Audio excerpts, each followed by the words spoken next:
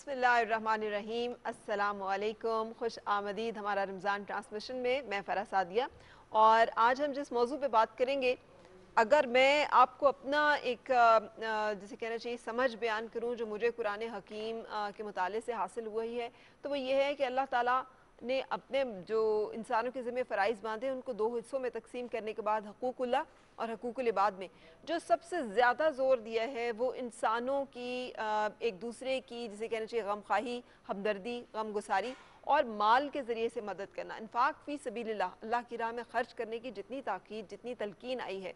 और ये महीना भी ऐसा है कि हम इसमें अक्सर हम में से लोग जो हैं वो ज़कात के लिए इस महीने को सबसे बेहतरीन समझते हैं, क्योंकि एक फ़र्ज़ की अदायगी का सवाब जो है वो 70 गुना हुआ होता है। अल्लाह ताला की रहमत भी जो है वो जोश पर होती है, उसकी मग़फ़िरत जो है वो भी बहुत सारे लोगों के लिए होती है। सो हम कोशिश करते हैं कि हम ज़्यादा से ज़्यादा सवाब और ज़्यादा से ज़्यादा अल्लाह ताला की रज़ा और खुशनुदी हासिल करने की कोशिश करें।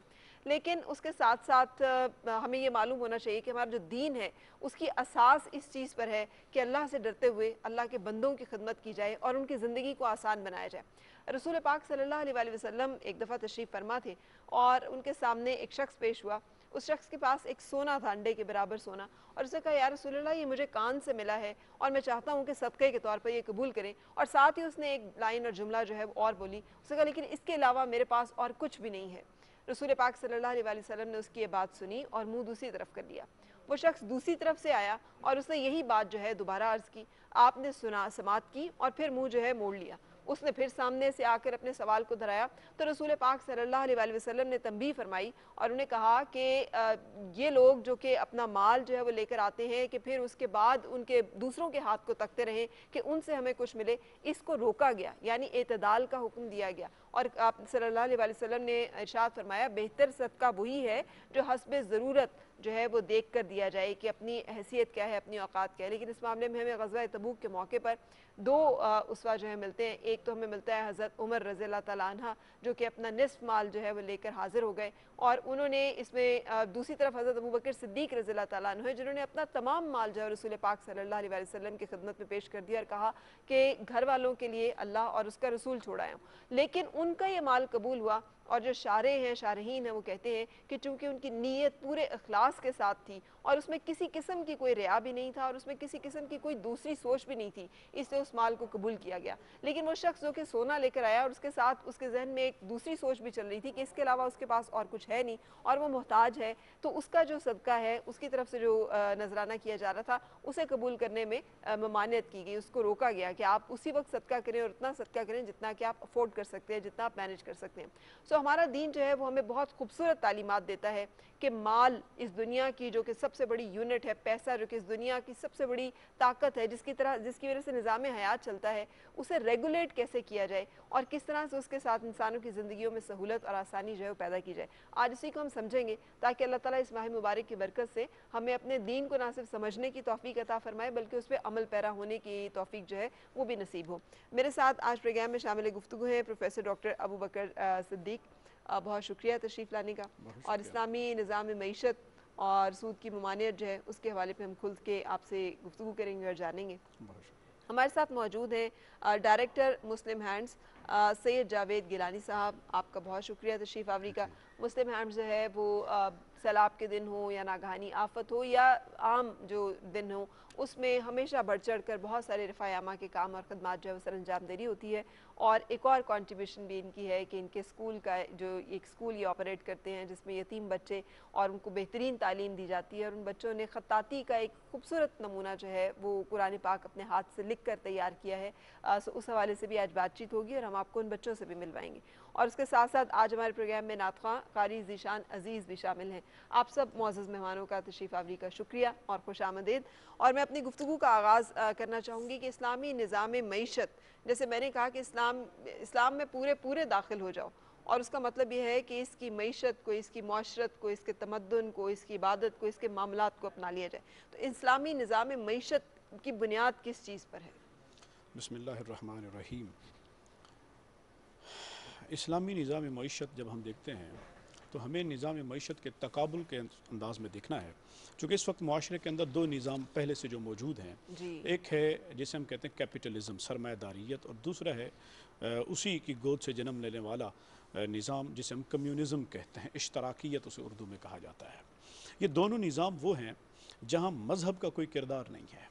یہ دونوں نظام 3 بنیادوں پر قائم ہیں، اور وہ بنیادیں یہ ہیں کہ جو سب سے پہلا ہے کہ بھی ہمارا جو آبجیکٹیو جو ہے وہ اسلامی نظام معیشت کا کیا ہے. آبجیکٹیو ہوگا کہ profit maximisation at any cost, کہ ہم نے ہر صورت میں، ہر حالت میں کسی نہ کسی قیمت پر ہم نے منافع خوری کرنی ہے. جو دوسرا آبجیکٹیو، جو ازمپشن جس کے اوپر یہ نظام کھڑے ہیں، ان میں دوسرا جو ہے ازمپشن وہ یہ ہے کہ جو اکنامک ایجنٹ ہے، خواہ وہ گورنمنٹ ہے، خواہ وہ فرد ہے، خواہ وہ سپلائر ہے، یہ تینوں کے تینوں یہ پروفٹ اورینٹڈ ہیں اور سیلف انٹرسٹ سب سے پہلے ان کا آتا ہے. اور تیسرا جو ہے وہ ہے کہ بھی religion has no role in economic activities, کہ معیشت میں مذہب کا کوئی کردار نہیں ہوگا.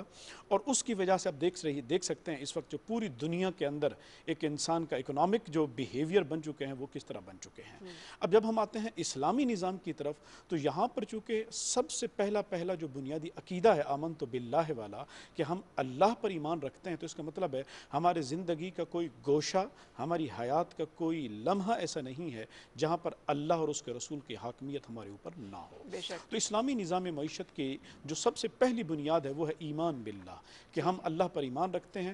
ہم معیشت کے کسی بھی گوشے میں ہوں گے، بینکنگ سیکٹر میں ہوں گے، دکان پہ بیٹھے ہیں، ہم زندگی کے کسی بھی معیشت کی دوڑ میں ہیں، ہمارے لیے لازم ہے کہ ہم پر اللہ کے احکام کی پابندی ہو. ہمارا ایمان ہے کہ جو مال ہے وہ اللہ تعالیٰ کی امانت ہے ہمارے پاس، یہ ملکیت جو ہے وہ رب تعالیٰ کی ہے، اس لیے کہ یہ اس کی دین ہے کہ وہ کسی انسان کو کم دے دے، کسی کو زیادہ دے دے. جو دیا گیا ہے وہ امانت ہے اور اس کے بارے میں سوال ہوگا. یہ ہمارا بنیادی عقیدہ. چونکہ انسان کو زمین پر اللہ تعالیٰ نے خود فرمایا کہ انی جاعل فی الارض خلیفہ، کہ ہم نے انسان کو جو بنا کر بھیجا ہے وہ خلیفہ ہی بنا کے بھیجا ہے، اور وہ نائب ہے.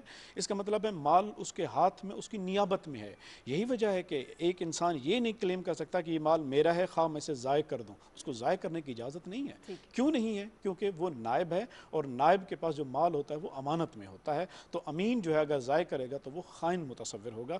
یہی وجہ ہے کہ جو اسلام کے اکنامک سسٹم کی جو پہلی بنیادی آیت ہے، اس میں یہی جو آتا ہے کہ زکوٰۃ کا جو حکم دیا گیا، کیوں دیا گیا، آگے جو وجہ بیان کی گئی وہ تھا کہ کہ لا یکون دولتم بین الاغنیاء منکم، تاکہ جو دولت ہے تمہارے مالدار لوگوں کے چند ہاتھوں میں سمٹ کر نہ رہ جائے. سرکولیشن آف ویلتھ، جسے جدید اکنامکس کے اندر ویلاسٹی آف منی کا تصور کہا جاتا ہے، کہ جو 1 روپیہ ہے وہ 1 سال کے اندر کتنے ہاتھوں میں جا کر گردش کرتا ہے، اس کو کہتے ہیں ویلاسٹی آف منی. تو اسلامک اکنامک سسٹم جو ہے وہ کہتا ہے کہ تاکہ تم زکوٰۃ دو، صدقات بڑھاؤ، تاکہ پیسہ ایک ہاتھ میں بند ہو کے نہ رہے، لوگوں کے درمیان گردش کرتا رہے، اور لوگوں کے ہاتھوں میں پہنچے گا تو ان کی ضروریات کا خیال بھی رکھا جائے گا.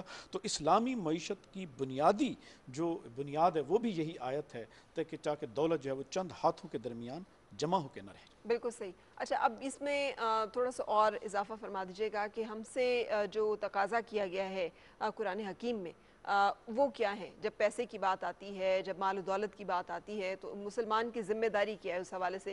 2 رویے، ایک قارون کا رویہ جو کہتا تھا یہ میرا ہے سب کچھ، اور یہ میں نے تو اپنی محنت سے کمایا، اور یہ ہماری محنت کی کمائی ہے. اور دوسرا جس کا ہم پہلے ذکر کر چکے ہیں کہ جو عطا ہوا وہ رب تعالیٰ کی دین ہے اور وہ امانت ہے، اور اس کے بارے میں ہم سے سوال ہوگا. اور تعلیم کیا ہے ہمیں مال و دولت اور روپے پیسے؟ لیکن انسان کے رویے کے اوپر جتنا بہتر انسان کا خالق خود بتا سکتا ہے کہ میں نے جس کو بنایا ہے اس کا رویہ اور اس کی فطرت کیا ہوگی، وہ قرآن مجید میں واضح انداز میں اللہ تعالیٰ نے ارشاد فرمایا کہ ان الانسان خلق ہلوعا، وہ کما قال اللہ تعالیٰ، کہ انسان جو ہے فطری طور میں اپنی فطرت میں لالچی پیدا کیا گیا ہے. 1 کو 2، 2 کو 4، 4 کو 16 کرنے کی اس کے اندر حرص ہے، لالچ ہے.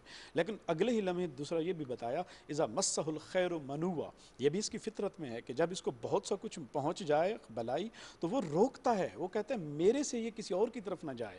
اور پھر کہتا ہے کہ اذا مسہ الشر جزوعا، اور اگر اسے کوئی نقصان آ جائے، کوئی برائی پہنچ جائے تو یہ پھر جزا فضا کرتا ہے، روتا ہے، ہائے کرتا ہے. تو انسان کی فطرت میں شامل ہے. تو ایک طرف یہ فطرت تھی، اور دوسری طرف پھر اللہ تبارک و تعالیٰ نے قرآن مجید میں جا بجا اہل ایمان کو پھر فرمایا، اور فرمایا کہ اللہ تبارک و تعالیٰ تمہیں ترغیب کس بات کی دیتا ہے؟ فرمایا اللہ صدقات کو بڑھاتا ہے اور سود کو مٹاتا ہے. تو اس کا مطلب ہوا کہ اللہ تبارک و تعالیٰ صدقات کی ترغیب دے رہا ہے.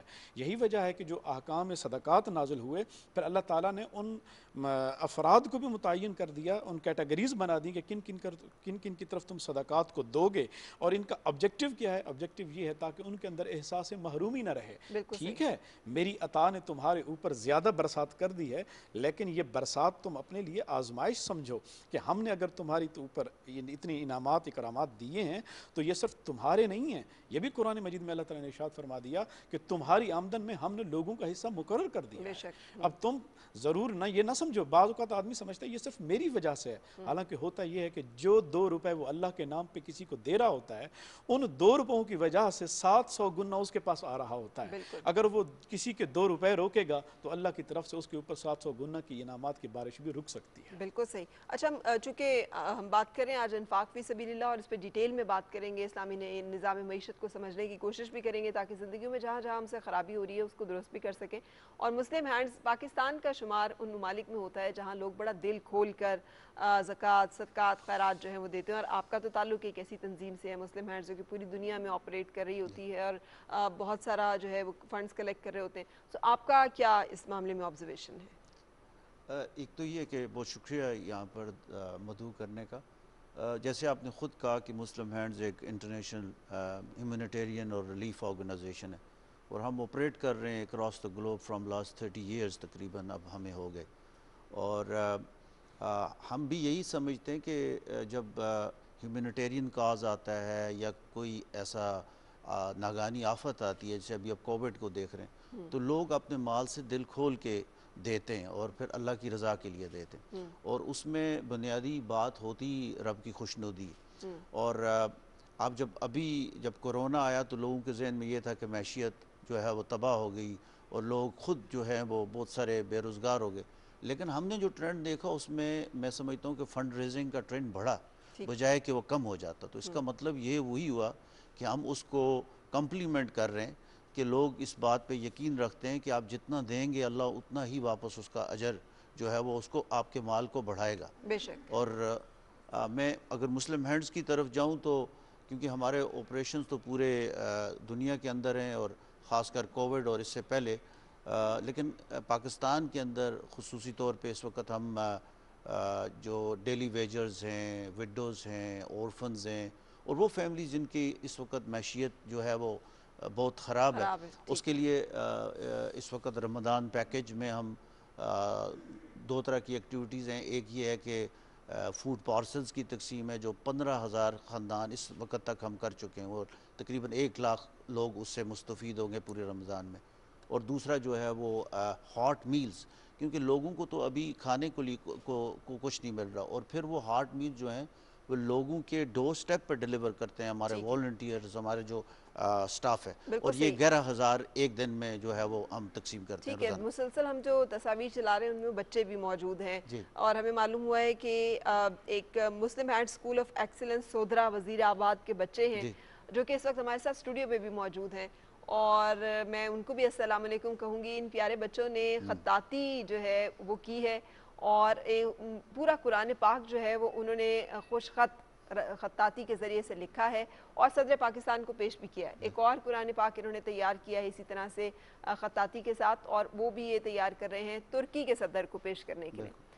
یہ بچے، ان کی کفالت جو ہے وہ کیسے کی جاتی ہے، یہ بچوں کو کیسے خطاطی سکھائی گئی، اس کے بارے میں بھی ہمیں بتائیے۔ دیکھیں، ایک تو اگر ہم مسلم ہینڈز کے اوورآل ورک پہ جائیں گے تو ایجوکیشن ہمارا فوکس ہے، اور ہم یہ سمجھتے ہیں کہ ایک پڑھا لکھا انسان ہی اپنی زندگی کو تبدیل کر سکتا ہے اور معاشرے کو تبدیل کر سکتا ہے، اور اس میں یہ تو ایک انسٹیٹیوشن ہے مسلم ہینڈز، اس طرح کے 300 سے زیادہ انسٹیٹیوشن جو ہے پاکستان میں اس وقت رن کر رہے ہیں، اور جس کے اندر 60,000 جو اسٹوڈنٹس ہیں وہ تعلیم حاصل کر رہے ہیں، اور یہ فری آف کاسٹ ہے جی پاکستان کے اندر۔ اب ان میں سے جو زیادہ بچے ہیں وہ یا تو یتیم ہیں یا غریب ہیں جن کو یہ اپرچونٹی نہ ملتی اگر یہ انسٹیٹیوشن نہیں ہوتے، so this educational complex is one of them, اور اس میں لگ بھگ 1400 بچے پڑھتے ہیں، اور یہاں پہ جو پڑھنے والے بچے زیادہ بچے اور بچیاں یتیم ہیں جو ریزیڈینشل ہیں، پورے پاکستان سے ٹیلنٹڈ بچے، اور یہ ٹیلنٹڈ بچے،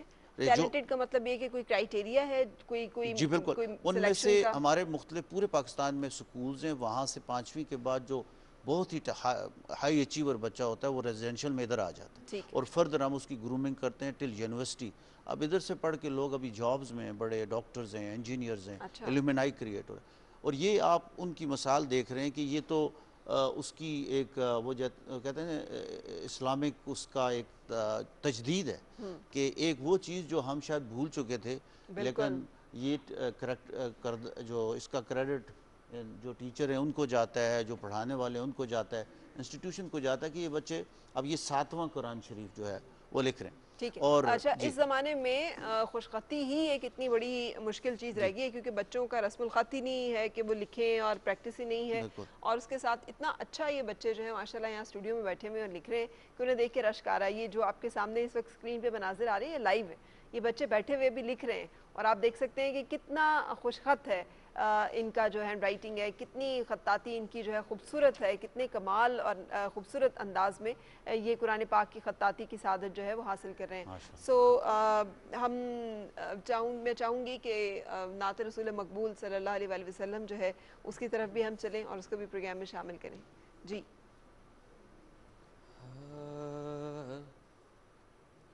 میرا گدا میرا منگتا میرا غلام آئے، میرا گدا میرا منگتا میرا غلام آئے، خدا کرے کبھی طیبہ سے یہ پیغام آئے، خدا کرے کبھی طیبہ سے یہ پیغام آئے. درود سید کونین کے وسیلے سے، درود سید کونین کے وسیلے سے، میری زبان پہ آقا تیرا ہی نام آئے، میری زبان پہ آقا تیرا ہی نام آئے. اور غلام زہرا ہوں میں تو علی کا نوکر ہوں، غلام زہرا ہوں میں تو علی کا نوکر ہوں، ہمیشہ پنجتنی نسبت ہی میرے کام آئے، ہمیشہ پنجتنی نسبت ہی میرے کام آئے. اور میں دیکھتا ہی رہوں بس تمہارے روزے کو، میں دیکھتا ہی رہوں بس تمہارے روزے کو، جناب زہرا کا صدقہ کوئی ایسی شام آئے، جناب زہرا کا صدقہ کوئی ایسی شام آئے، خدا کرے کبھی طیبہ سے یہ پیغام آئے، میرا گدا میرا منگتا میرا غلام آئے، خدا کرے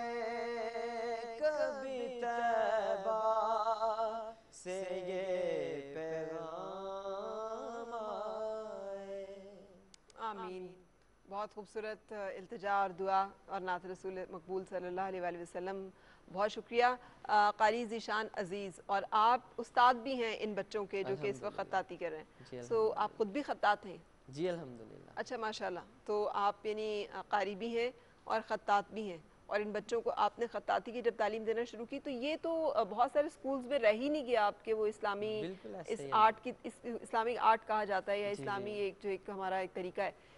तो फिर किस चीज़ ने आपको इंस्पायर किया कि आपने बच्चों को ये सिखाया? बस शुरू से ही मुझे ये अल्लाह का करम ही है अल्हम्दुलिल्लाह कि शुरू से ही मैं ख़त्ताती की कोशिश करता था, लेकिन मुझे प्रॉपर अदारा नहीं था मिलता कि कहाँ मैं सीखूं। फिर रमज़ान में 2016 की बात है कि मैं नमाज तरावी पढ़ा के जब घर जा रहा था तो एक ऑटो के पीछे मैंने फ्लैक्स देखा जिसके ऊपर लिखा हुआ था कि ख़त्ताती सीखें। बस वहाँ से मैंने वो बाइक पीछे की, उसके ऑटो के पीछे नंबर जल्दी नोट किया, फिर नेक्स्ट डे सर को कॉल की, तो फिर मैंने वो 2016 में स्टार्ट किया। इसको प्रॉपर करता था मैं, लेकिन मुझे इसके वो कवायद का नहीं था पता। तो 16 में मैंने इसको सीखा। तो मैंने फिर सर से बात की, जो मेरे सर हैं बहुत ही अच्छी शख्सियत सर अब्दुल्ला हाशमी साहब। तो उन्होंने फिर मुझे मशवरा दिया कि आप इसमें कुछ करें। मैंने जब फर्स्ट डे मैं उनके पास गया तो मैंने उनसे अपने जो ख़यालात थे उसका इजहार, मैंने कहा सर मैं कुछ करूँगा ज़रूर इंशाल्लाह, आप मुझे सिखाएं।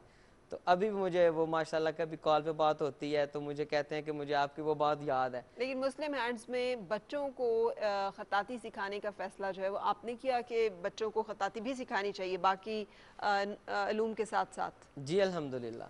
अच्छा, तो इनमें से आपका जो फेवरेट, वैसे तो माशाल्लाह हर बच्चे की इतनी खूबसूरत रस्मुल ख़त है उनका, इतना अच्छा उनका अंदाज़ है, लेकिन आपका फेवरेट शागिर्द कौन सा है? इस वक्त जो फर्स्ट एक बैठे हुए हैं शाकिर। शाकी का पूरा नाम क्या है? मोहम्मद शाकिर। मोहम्मद शाकिर। जी जी जी मोहम्मद शाकिर, अस्सलाम वालेकुम। आप माइक में बात कीजिएगा हमसे। जी शाकिर कहाँ पर है? अस्सलाम वालेकुम शाकिर, कैसे हैं आप? बिलाल के पास है, बिलाल से कर ले, बिलाल भी ठीक है। जी जी शाकिर। ये जो बच्चे हैं ये कौन सी क्लास में पढ़ते हैं? ये मैम 6 से मैं लेता हूँ इनको, तो 6 में ये थोड़े से ट्रेन होते हैं साथ साथ, चूँकि हमने फोकस इंग्लिश मीडियम जो पढ़ाई है उसके ऊपर भी करना होता है। तो ये इस्लामिक जो मेरा पीरियड होता है उसके अंदर थोड़ा सा टाइम निकाल के बच्चों को ये शौक आता है कि हम सीखें ज़रूर। इस्लामिक जो है वो इस्लामियात है, दीनियात है या कुरान की तालीम है डायरेक्ट? दोनों ही हैं। दोनों ही हैं। और उसमें टीचर मैं साथ वहाँ पे। अच्छा, और उसमें साथ साथ बच्चे जो हैं वो ख़त्ताती भी सीखते हैं? जी जी बिल्कुल सही। शाकिर बेटे क्या हाल है आपका? जी ठीक, वालेकुम सलाम। ठीक है। अच्छा, आपने ख़त्ताती जो है ये क्यों सीखना शुरू की? जब मैं छठी क्लास में आया था तब स्टार्ट की, तो ऐसे ऐसे प्रैक्टिस करते शुरू में अलिफ बा वगैरह सीखना, फिर थोड़ा थोड़ा करके 1.5-2 साल लगे थे। बिल्कुल सही, बिल्कुल सही। ये तमाम बच्चे जो हैं, ये कितने बच्चे हैं टोटल क़ारी साहब जो कि ये ख़त्ताती करते हैं? अभी जो मेन है ना, जो टीम है जो कुरान पाक लिख रही है अल्हम्दुलिल्लाह, वो तकरीबन हमारे 28 बच्चे हैं जो लिख रहे हैं। 28 और जो इससे पीछे बी क्लास में है जो मतलब करीब है बिल्कुल, चूँकि ये प्रोसेस है लॉन्ग, इसमें हमने वो सारी चीज़ें देखनी है कि जहाँ खत्तल इम्कान कोशिश करने की गलती का शुबा ना रहे। वैसे हम 3 मरतबा इसकी जो रीडिंग है वो करते हैं, फिर अल्हम्दुलिल्लाह महकमा औकाफ से इसको सर्टिफाइड भी करवाते हैं अल्हम्दुलिल्लाह, ताकि कोई गलती कोई शुबा ना रहे बाकी। सो ये अभी इसके बाद जो इससे नीचे वाली क्लास है जो इनके बिल्कुल करीब है, जो पेजेस पे प्रैक्टिस करते हैं, उनमें तकरीबन 60 के करीब बच्चे हैं। बिल्कुल सही। कितने खुश नसीब माशाल्लाह बच्चे हैं कि कुरान पाक को की किताबत कर रहे हैं, उसे लिख रहे हैं। ये जो सादत है ये बहुत कम लोगों के हिस्से में आती है और बड़े अल्लाह ताला के मुंतखब ये लोग होते हैं। आपने कुछ नोट किया है जो बच्चे ये काम कर रहे होते हैं उनकी जो बाकी जो स्किल्स हैं, जैसे बहुत सारे कहते हैं कि न्यूरोमोटर स्किल्स हैं वो भी बेहतर होते हैं, उन बच्चों की ज़हनी सलाहियत में भी इजाफा होता है, कुछ इस तरह से भी आपने देखा है? कॉन्फिडेंस बेहतर होता है या? अल्हम्दुलिल्लाह, ये आपने मेरे मुँह की बात छीन ली। जो बच्चे कुरान पाक लिखते हैं ये कुरान पाक की बरकत है, फैज़ान है कुरान पाक का, वो फर्स्ट 3 पोजीशंस में भी आते हैं। अच्छा, उनकी एकेडमिक अचीवमेंट्स भी बहुत अच्छी। सब्जेक्ट्स में बच्चे आज़ाद हैं, जो मर्जी पढ़ें, उनको कोई पाबंदी तो नहीं है मुस्लिम हैंड्स के स्कूल में? जी, इसमें तो एक तो ہم گورنمنٹ کے کریکولا کو لے کے چلتے ہیں اور ڈیفینیٹلی انہوں نے آگے میٹرک کرنا ہوتا ہے، ایف ایس سی کرنا ہوتا ہے اور پھر ٹرین ہو جاتے ہیں یونیورسٹیز یا میڈیکل کالجز میں، کیونکہ ایز اے رسپانسیبل آرگنائزیشن ہمارا کام ہے کہ ہم گورنمنٹ کے کریکولا کو فالو کریں اور along with that ہم انرچ کرتے ہیں جو ہماری جسے آپ کہہ سکتے ہیں کہ کو کریکولر ایکٹیویٹیز، جس سے بچے میں کانفیڈنس آتا ہے، اور دوسرا اسلامائزیشن آف کریکولا جو ہے کہ جس سے آپ کو اسلام کی بنیادی جو چیزیں اور اوصاف اس بچے کے اندر جائیں تاکہ وہ کل ایک اچھا انسان اور اچھا ایک مسلمان جو ہے وہ بن کے ابھر سکے۔ بالکل صحیح۔ قاری صاحب، جو لوگ گھر میں بیٹھے آپ کو دیکھ رہے ہیں اور آج کل چونکہ کووڈ کی وجہ سے بچے گھروں پر ہیں تو بہت ٹائم ہے بچوں کے پاس بھی، والدین کو بھی سمجھ نہیں آتی کہ ان کو کون سی ایکٹیویٹیز میں انگیج کریں، کیا انہیں مشورہ دیں گے کہ کس طرح سے بچوں کے اندر یہ شوق پیدا کیا جائے اور کیسے ان کو مناسب رہنمائی دی جائے کہ وہ بھی اس طرح کے جو بامقصد کام جو ہے ان کا حصہ بن سکیں، ایسی ایکٹیویٹیز جو ان کو دنیا میں بھی اور آخرت میں بھی ہیلپ کریں؟ بالکل، میں اس میں میم یہی کہنا چاہتا ہوں کہ جہاں ہر فن بچوں کو سکھایا جاتا ہے، آج کل پیرنٹس چاہتے ہیں کہ ہمارا بچہ یہ بھی سیکھ جائے، یہ بھی سیکھ جائے، تو ہماری ادارے کی یہی ہے چاہت کہ یہ جو اسلامی ورثہ ہے یہ تمام پیرنٹس پہلے اس کو لیں کہ ہمارا بچہ اس کو سیکھے تاکہ دنیا میں بھی اس کی برکتیں ملیں ہمیں، آخرت میں تو برکتیں ہیں ہی بے حساب، لیکن اس کے لیے بچوں کو اب سکول بھی نہیں جا سکتے تو وہ گھر میں بیٹھ کے تو نہیں، آن لائن سیکھا جا رہا ہے الحمدللہ، آن لائن سیکھا جا رہا ہے۔ آپ کا ادارہ جو ہے یہ آن لائن بھی یہ سکھا رہا ہے ہماری اس بچوں کو؟ وقت کلاسز جو ہیں جو بچے گھر بیٹھے ہوئے ہیں، اسپیشلی ہمارے پاس تو بہت اسٹیشن سے لوگ پڑھتے ہیں، خاص کر اس انسٹیٹیوشن کو، تو وہ آن لائن کالج کی کلاسز لے رہے ہیں، میٹرک کی کلاسز آن لے رہے ہیں لائن نا، کلاسز لینے کا کیا طریقہ ہے؟ ایک ایپ سے اس ٹیچر جو ہے وہ موجود ہوتا ہے اور اس ٹائم پہ جو ہے وہ بچے اس کے ساتھ لنکڈ ہوتے ہیں۔ لیکن وہ کون سی ایپ ہے؟ وہ آپ سے کیسے جڑیں گے؟ وہ کیسے والدین جو زیادہ ہے تر واٹس ایپ گروپ سے ہوتا ہے یا انہیں مسلم ہینڈ سے رابطہ کرنا پڑے گا، وہاں سے انہیں ڈائریکٹ کیا جائے گا، انہیں معلوم ہوگا کچھ؟ انسٹیٹیوشن کا تو ایک پورا کیلنڈر ہے نا جس کے اوپر ان کو یہ بتا دیا جاتا ہے جب چھٹیاں ہو جاتی ہیں، خاص کر کووڈ کی سچویشن میں، کہ آپ کا تیاری کرنے کا یا کلاسز کا کیا پلان ہوگا، اس کے مطابق وہ چلتے ہیں۔ بالکل صحیح، بہت شکریہ آپ لوگوں کا، آپ ساتھ رہے اور یہ کام دیکھ کر ہمیں بڑی خوشی ہو رہی ہے، مجھے یقین ہے میرے جو دیکھنے والے ہیں وہ بھی دیکھ کر بڑے خوش ہو رہے ہوں گے، کیونکہ اسلامک آرٹ جو ہے یہ خطاطی کا یہ بہت کم پاکستان میں اب اس کی ترویج اس طرح سے دیکھنے کو ملتی ہے اور بچے جو ہیں اپنی اکیڈیمک اچیومنٹس کے ساتھ ساتھ یہ بھی سیکھ رہے ہیں، یہ ہمارے لیے بڑی خوشی کی بات ہے۔ Thank you very much, break کے لیے رکیں گے، بریک کے بعد پھر آپ سے ملاقات۔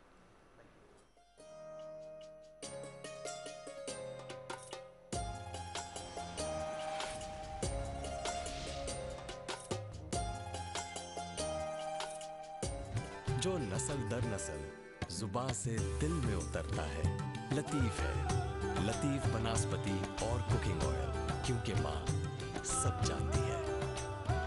لطیف بناسپتی اور کوکنگ آئل۔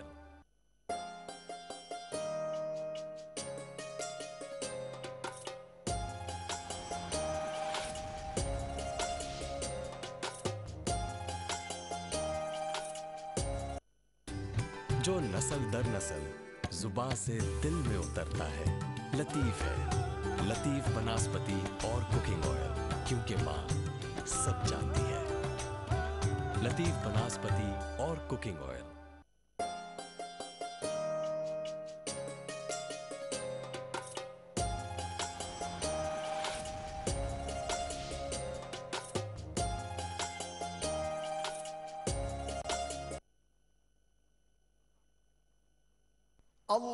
اللهم صل على محمد وعلى آل محمد كما صليت على إبراهيم وعلى آل إبراهيم إنك حميد مجيد۔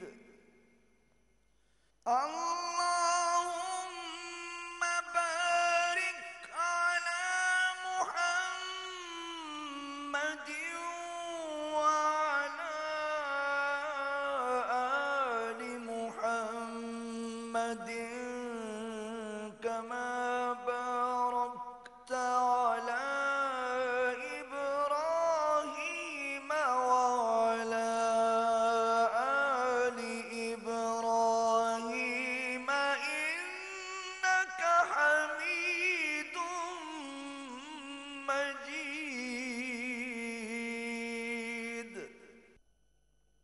मुबारक माह रमज़ान का दूसरा अशरा बाइस मग़फ़रत है। अस्तग़फिरुल्लाह रब्बी मिन कुल्ली ज़ंबिन अज़नबतुहु व अतूबु इलैह। ऐ अल्लाह मेरे गुनाहों को बख्श दे और मेरी तौबा कबूल फरमा। जिधर वो आली मकाम होगा।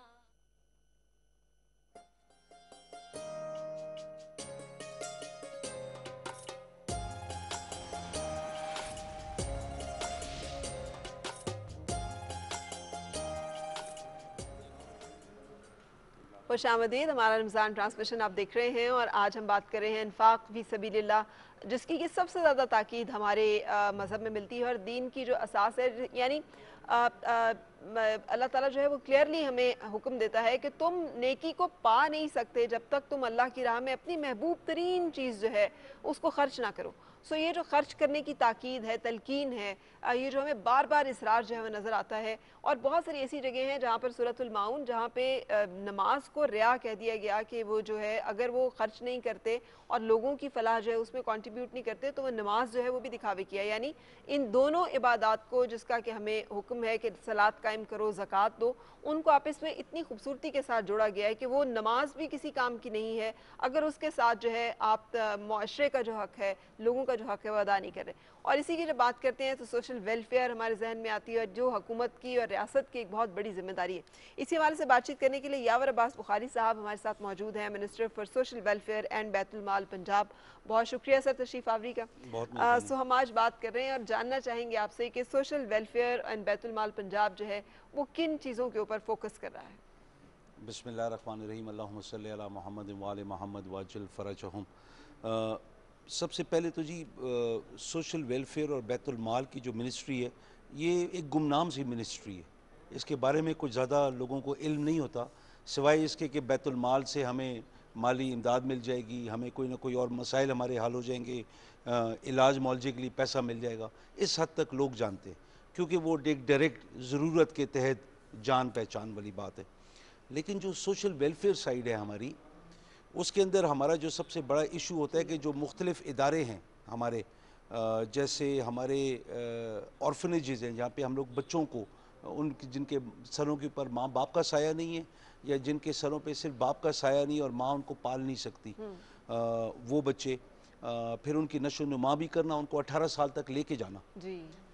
फिर उसके बाद हमारे पास वो बच्चे के जिनसे खुदा ने कोई ना कोई सलाहियत रोक ली है, सुनने की, देखने की, बोलने की, शायद चलने की, तो उनकी हम लोग इमदाद इस तरीके से करते हैं। और एक तो नशो नुमा भी करते हैं और उनकी फ़िज़िकल साइड को हम देखते हैं कि हम किस तरीके से उनके लिए काम कर सकते हैं। फिर हमारे पास वो हमारी बहनें, हमारी बच्चियाँ कि जिनको हम लोगों ने इतना सताया होता है ज़िंदगी में, और मैं ये अमूमन ये कहता हूँ कि हमारे माशरे में होता है कि जी दारुल अमान में जो औरत गई उसके अंदर कोई ना कोई उसकी गलती है। नहीं, हम ये नहीं देखते हैं कि हमारी क्या गलती है। हम गलती को पॉइंट अगली की तरफ एकदम करते हैं और हम अल्लाह माफ़ करे खुदा की जगह बैठ के हम जज करना शुरू कर देते हैं, जो बहुत बड़ा जुल्म है। ये हमारी बेटी के साथ हो सकता है, ये हमारी बहन के साथ हो सकता है, शायद हमारी माँ के साथ हो सकता है ये ऐसा वाक़या। लेकिन अगर हम लोग हमदर्दी की तरह नहीं देखेंगे, हमदर्दी से हम लोग ये नहीं देखेंगे हम लोग क्या ज़्यादतियाँ करते हैं। कोई औरत अपने खामंद का, अपने बाप का, अपने भाइयों का महफूज छत छोड़ के दारुल अमान में नहीं आती है जब तक उसको इतना ना सता दिया जाए कि जो जहाँ पे वो मजबूर हो के वहाँ पे एक अमान के लिए वहाँ पे पहुँचे। 1-2 अदद फ़ीसद होंगी लेकिन मेजॉरिटी बहुत सही है। तो इस हुकूमत का ये साइड जो है ये किसी को इल्म ही नहीं था। फिर जो ओल्ड पीपल्स होम है, मुझे वो दुख ही होता है कि हम पाक नबी का कलमा पढ़ते हैं, कुरान शरीफ हम पढ़ते हैं, हम बातें बहुत बड़ी बड़ी करते हैं जी। लेकिन ऐसे ऐसे लोग हैं जिन्हें अपने माँ बापों को घरों से निकाल दिया। अच्छा। हुकूमत उनका ख्याल कर रही है। अभी पिछले दिनों लाहौर में मैं था और हमारा जो रेलवे स्टेशन वाला पनागाह है वहाँ पे लिटरली एक बच्चे ने अपने बाप को रक्शे पे ला के उसको धिक्का दे के वो चला गया। बच्चा मतलब किस उम्र बेटा, का? जवान बेटा, अच्छा, जवान अपनी बेटा। बीवी और वो रह रहे थे, बाप के साथ बनती नहीं थी, जो भी था, बाप को रिक्शे में से धिक्का दे के चला गया। वो कैमरे पे हमारे लड़कों ने देखा और वो भागते हुए बाहर आए और उनको ले गए। और जिस तरीके से उस बाप ने चीखें मारी और जिस तरीके से वो उसके दिल से वो आ उठी, वो बंदा, आप ईमानदारी की बात है, सिवाय रोने के आप कर कुछ नहीं सकते। बेशक, कि हम लोग इतने जालिम हो गए ला इलाहा इल्लल्लाह मुहम्मद रसूलुल्लाह पढ़ने के बावजूद। तो इसका मतलब ये हुआ ये लेकिन कलमा सर, ये हमारे जो- हल्क से नीचे नहीं उतरा ना। बेशक ये जो पनाहगाहें हैं वज़ीर आज़म के विजन के मुताबिक ये पनाहगाहें जो है पूरे मुल्क में कायम की जा रही हैं और पंजाब में भी, जिसमें 345 मिलियन रुपए की लागत से लाहौर में पनाहगाहें जो हैं वो बनाई गई हैं, जिसमें आपने कहा रेलवे स्टेशन, दाता दरबार, बहुत सारे और मकामात पर। ये पनाहगाहें तो आर्जी क़यामगाह हैं। सो वो बुज़ुर्ग जैसे आएंगे या ऐसे लोग हैं जिनको मुस्तकिल सहारे की और आसरे की ज़रूरत है, उनके लिए भी कुछ अलग से जैसे ओल्ड हाउसेस होते हैं? ये तो जो विजन है प्राइम मिनिस्टर का और फर्स्ट लेडी का, उसके अंदर सोच इनकी ये थी कि हमारे कई लोग शहरों से, मिसाल के तौर पे हमारे देहातों से लाहौर आते हैं या रावलपिंडी आते हैं, पंजाब की मैं बात करूं, और उनके पास इतना पैसा होता है कि इलाज करवा लें, किसी रिश्तेदार का घर होगा, वो बड़ी मजबूरी से रखेंगे। तो हमने उनके सर से हर किस्म का ये प्रेशर चाहते थे प्राइम मिनिस्टर के, ये प्रेशर हट जाए और साफ़ सुथरा बिस्तरा, अच्छा खाना और एक महफूज छत उनके पास हो। 3 दिन के लिए हम रखते हैं, मजबूरी हो तो उसकी मुद्दत हम बढ़ा भी देते हैं। और ये 5 सिग्नेचर पनाहगाहें हैं सिर्फ लाहौर में, 5। और उसके अलावा लाहौर में ओवरऑल इस टाइम पे 16 पनाहगाहें काम कर रही हैं। और पनाहगाहें हम उन जगहों पे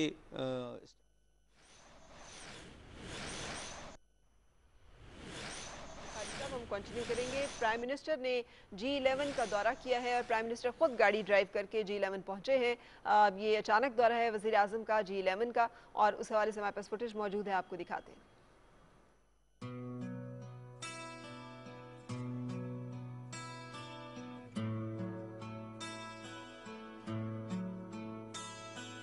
कैसी ये हवाएं चली,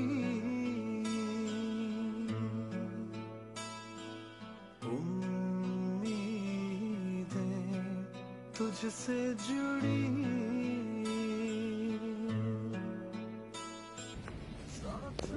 पहन के रखने, हाँ उसको भी, बेटे को भी।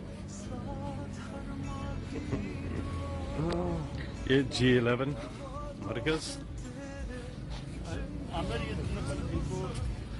प्राइम मिनिस्टर साहब यहाँ पहुँचे हैं जायज़ा लेने के लिए।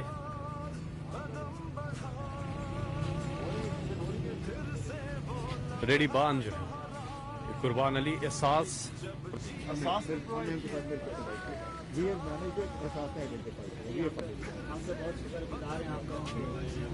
हमारे बारे में इतना कुछ सोचा कभी आप लोगों ने? क्या बना रहे हैं? काम सही चल रहा है? ये क्या है? आपका ये आप मर के फिर कितना सब हो जाएगा? हाँ,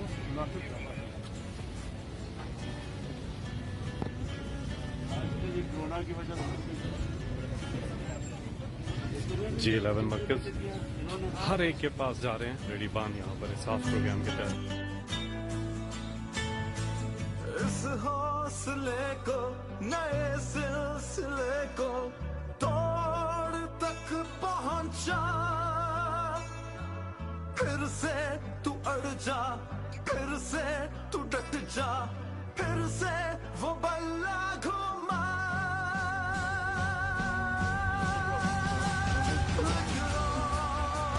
कदम बढ़ा, फिर से वो लम्हा दोहरा, जब जीत के आया था, फिर से वतन को जिता। कदम बढ़ा, फिर से वो लम्हा दोहरा, जब जीत के आया था, फिर से वतन को जिता। पानी की वजह से, पानी में वन ऑफ द रीजन बहुत सारे आपने भी देखा, 5 दिन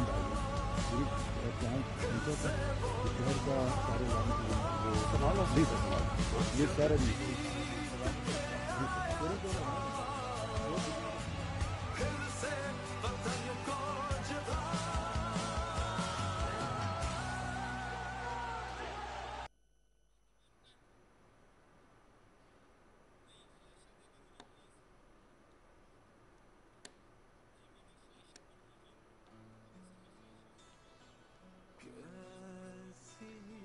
वज़ीर-ए-आज़म इमरान खान का इस्लामाबाद में बगैर प्रोटोकॉल और सिक्योरिटी के अवामी मकामात का दौरा। वज़ीर-ए-आज़म गाड़ी खुद ड्राइव करके G11 मरकज़ समेत मुख्तलिफ मकामात पर पहुंचे।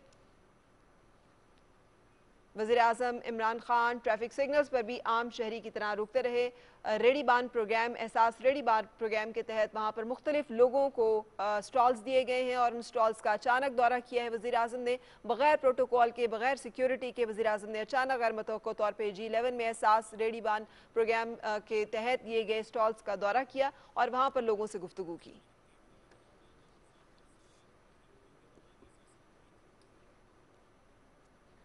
इस हवाले से मज़ीद तफसीलात जानेंगे हमारे नुमाइंदे नवीद अजहर से। जी नवीद, बताइएगा।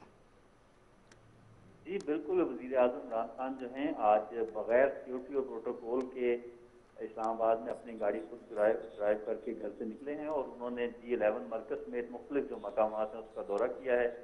इस मौके पर वज़ीर-ए-आज़म ने एहसास रेडी बान जो प्रोग्राम है उसके हवाले से जो मुख्तलिफ लोगों ने अपने छोटे कारोबार किए हुए हैं उनके साथ भी बातचीत की और वज़ीर-ए-आज़म ने SOP जो है कोरोना के हवाले से उस पर अमल दरामद का भी जायजा लिया।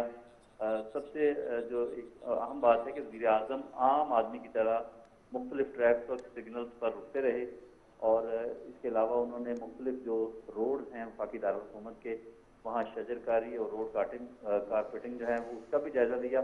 वज़ीर-ए-आज़म ने देखा कि जो हुकूमती इक़दाम है उसके हवाले से अमल दरामद की सूरत हाल क्या है। खुद उन्होंने इस चीज़ का मुशाहिदा किया और हम देखते हैं कि वज़ीर-ए-आज़म इमरान खान जो हैं वो अक्सर व बेशतर जिस तरह वो माजी में कहा करते थे प्रोटोकॉल के हवाले से भी कि वो खुद बज़ाते खुद जाके चीज़ों का मुशाहिदा करते हैं और वो देखते हैं कि हुकूमती जो इक़दाम हैं उन पर किस तरह से अमल दरामद हो रहा है। वज़ीर-ए-आज़म के दौरे के दौरान सेक्रेटरी जो उनके हैं प्रिंसिपल सेक्रेटरी आज़म खान साहब और चीफ कमिश्नर जो हैं आमर साहब भी उनके साथ थे और उन्होंने उनको जो इस वक्त इस्लामाबाद में ओवरऑल सूरत हाल है उसके हवाले से भी ब्रीफ किया और वज़ीर-ए-आज़म खुद ड्राइव करते रहे, अवामी सिग्नल्स पर रुकते रहे। जी बहुत शुक्रिया नवीद अजहर हमें अपडेट करने के लिए। वज़ीर-ए-आज़म पाकिस्तान ने अचानक दौरा किया है G11 मरकज़ का, जहाँ पर एहसास रेडी बान प्रोग्राम के तहत मुख्तलिफ स्टॉल्स जो हैं लोगों को दिए गए हैं फ्री ऑफ कॉस्ट और वज़ीर-ए-आज़म ने गैर मुतवक्को तौर पर वहाँ पहुँच कर लोगों से उन सूरत हाल जानी, जायज़ा लिया और अवामी मकामात का बगैर सिक्योरिटी और प्रोटोकॉल के दौरा जो है जिसकी फुटेज हम आपको दिखा रहे थे। हम अपने ट्रांसमिशन में आज बातचीत कर रहे हैं इन्फाक फी सबीलिल्लाह की और सोशल वेलफेयर बैतुल माल पंजाब के हवाले से गुफ्तगू का सिलसिला जारी था यावर अब्बास बुखारी साहब से। वज़ीर-ए-आज़म तो अचानक चले जाते हैं किसी भी जगह पे जायज़ा लेने के लिए और पनाहगाहों में भी वज़ीर-ए-आज़म कई दफ़ा खुद पहुँचे हैं और वहाँ पहुँच कर उन्होंने लोगों के साथ इफ्तार भी किया है या लोगों के साथ खाना खाया है वहाँ पर बैठ कर। ये कितना सपोर्ट करता है ये रवैया, ये अंदाज़ किसी भी काम करने वाले को? देखिए, मैं एज मिनिस्टर जब जाता हूँ ना और उनके साथ बैठ के खाना खाता हूँ या इफ्तार करते हैं उसका इफ़ेक्ट इतना बड़ा होता है कि एक तो जो वर्कर्स वहाँ पे होते हैं वो मोटिवेट होते हैं, उनको हौसला अफजाई होती है। आप जाके थापड़ा लगाते हैं कि यार बहुत अच्छा काम कर रहे हो बेटा, ज़बरदस्त। और फिर आप जब वहाँ पे जितने हमारे मेहमान आके ठहरे होते हैं पनाहगाहों में, आप उनसे गपशप लगाते हैं, कहाँ से आए, क्या मसाइल हैं, कुछ अगर हम हल कर सकते हैं तो दस्ती हम हल करते हैं। एक कुजा वज़ीर, कुजा वज़ीर-ए-आज़म, तो वज़ीर-ए-आज़म जब जाएंगे वहाँ पे तो वो तो बाकियों को तो मोटिवेशन होगी होगी, वो हमें मोटिवेशन मिलती है कि हमने ये करना है।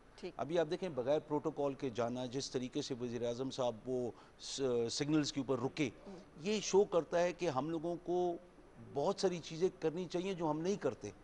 कानून को हम तोड़ते हैं। अगर एक वज़ीर-ए-आज़म मुल्क का खुद गाड़ी चला के रोक रहा है, फिर लोगों से पूछ रहा है, बता रहा है कि मास्क पहनो पूरा, ये जो रेडी बानों वाला जो सिलसिला वफाक ने शुरू किया है, यही चीज़ हम सूबे में हम करना चाह रहे हैं कि जहाँ पे बैतुल माल के ज़रिए जहाँ पे हम लोग 5,000 10,000 रुपया देते हैं तो वो हम मफलूज बना रहे हैं। ایک فوراً امداد تو ہو جاتی ہے, کیش انجیکشن آتی ہے, کچھ مسائل حل ہوتے ہیں, لیکن 10,000 روپے سے ہوتا کچھ نہیں.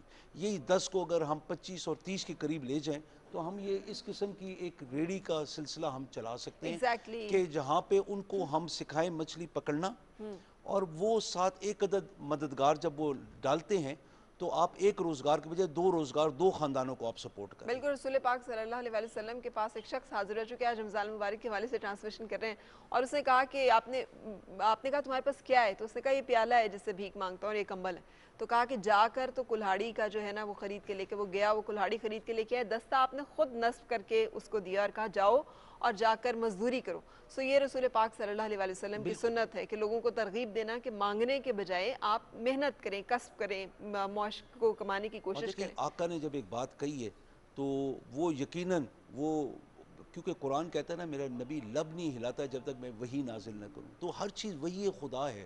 بے شک کچھ قرآن میں آ گئی, کچھ حدیث قدسی کی شکل میں چلی گئی, باقی ان کی سنت کی شکل میں ہمارے سامنے آئی. تو آقا نے ایک بات کر دی تو اس کے بعد تو وہ مور ہے نا, آپ نے وہ کرنا ہے, آپ نے بھیک نہیں مانگنا. ہم بھکاریوں کے خلاف ہم ایک قانون لے کے آئے ہیں, لے کے آ رہے ہیں انشاءاللہ تعالی, جس کے اندر ہم 2 قسم کے بھکاری ہوتے ہیں. اور فرا یہ اتنا نازک سا مسئلہ ہے کہ کئی بچے ان سڑکوں پہ ان گلیوں پہ پیدا ہوئے ہیں, ان کا کام یہ ہے, وہ عادتاً کر رہے ہیں. پھر ایک ہے جو مجبوراً کرتے ہیں, اور پھر ایک تیسرا حصہ ہمارے پاس جو نظر آ رہا ہے کہ وہ بچے جو اپنے گھروں سے بھاگنا چاہتے ہیں, ان کا کوئی نہ کوئی بڑا دوست یا کوئی ایسا بندہ, وہ کہتے ہیں آ جاؤ شہر کے اندر. جب شہر میں آ جاتے ہیں پھر ان سے بھیک منگوانا شروع کر دیتے ہیں. تو ہم ان کی ہم کیٹیگرائزیشن کر کر وہ پھر ان کو غلط استعمال کرتے ہیں. آپ وہ چاہے ہماری بچیاں ہیں چاہے ہمارے بیٹے ہیں وہاں پہ, ان کو نشے کا عادی بناتے ہیں. اور آپ عموماً دیکھیں یہ بیکاری جو بچے اٹھا کے گھوم رہے ہوتے ہیں, جتنی سخت دھوپ ہوگی جتنی سخت سردی ہوگی بچہ کبھی روئے گا نہیں, کیونکہ اس چھوٹے سے بچے کو اتنا نشہ یہ دے دیتے ہیں کہ زندگیاں تباہ کر رہے ہیں. ہم نے ایک بندہ پکڑا تھا کہ جس نے پشاور سے کسی کا بیٹا اغوا کیا, اور اس کے اپنے بچے یہ چند بہترین سکولوں کے جو آپ نام سنتی ہیں نا, ٹاپ سکولز, ان میں سے ایک میں پڑھ رہا تھا, ان کے بچے, اور اس بچے کے اس سے انگلیاں اور ہاتھ پاؤں توڑے ہوئے تھے, اور وہ بھیک مانگتا تھا. میں اپنی بہنوں کو, اپنے بھائیوں کو میں لٹرلی میں التجا کروں, خدا کا واسطہ ہے سڑکوں کے کنارے پیسہ دینا بند کریں, کیونکہ یہ مافیاز ہیں, یہ وہ بدماش ہیں جو کسی کے بچے اغوا کر کے لاتے ہیں. آپ یہ جو پیسہ دیتے ہیں صدقہ سمجھ کے, یہ لوگ اور انکریج ہوتے ہیں, کیونکہ یہ پیسہ جب زیادہ ان کے جیبوں میں جاتا ہے یہ اور لوگوں کے بچے اغوا کرتے ہیں. خدا کا واسطہ ہے اپنے پڑوس میں کسی بیوہ کو, کسی یتیم کو آپ وہ پیسہ دے دیں, کیونکہ خیش پہلے خیش پھر درویش والی بات ہے. ہم لوگ جو کر رہے ہیں ہم لوگ قوم کو تباہ کر رہے ہیں. بالکل. اور ہم لوگ یہ سمجھتے ہیں نا کہ صدقہ ہو گیا, ہم نہیں سوچ رہے ہیں کہ وہ 10 روپے یا 20 روپے یا 100 روپیہ کسی کے بچے کو اغوا کرنے کی میں مدد کرے. کتنی بڑی آپ نے بات کی ہے, بہت خوبصورت بات کی ہے, لیکن گورنمنٹ کو اس کے اوپر بڑا سخت ایکشن لینا چاہیے. لاہور میں 4 تو سڑکیں ہم نے بیگری فری کی ہیں. ابھی ہم جو نیا قانون لا رہے ہیں اس کے اندر جو ججز کے پاس ایک چیز تھی کہ وہ اگلے دن اس کے اندر بیل ہو جاتی ہے, ضمانت ہو جاتی ہے. بدقسمتی ہے, ہم جج صاحبان سے ریکویسٹ کر رہے ہیں کہ کم از کم اتنی سزا اور کم از کم اتنا جرمانہ, جو ان کے سامنے ان کے جو چمچے مانگ رہے ہوتے ہیں ان کے اوپر کم ہے, جو ان کے ہیڈز ہیں ان کے اوپر ہم نے 10 سال اور 30 لاکھ روپیہ جرمانہ کم از کم. یہ ہم اس طرف لے کے جا رہے ہیں کہ جہاں پہ ان کو وہ دکھ ہوئے, ان کو لگے.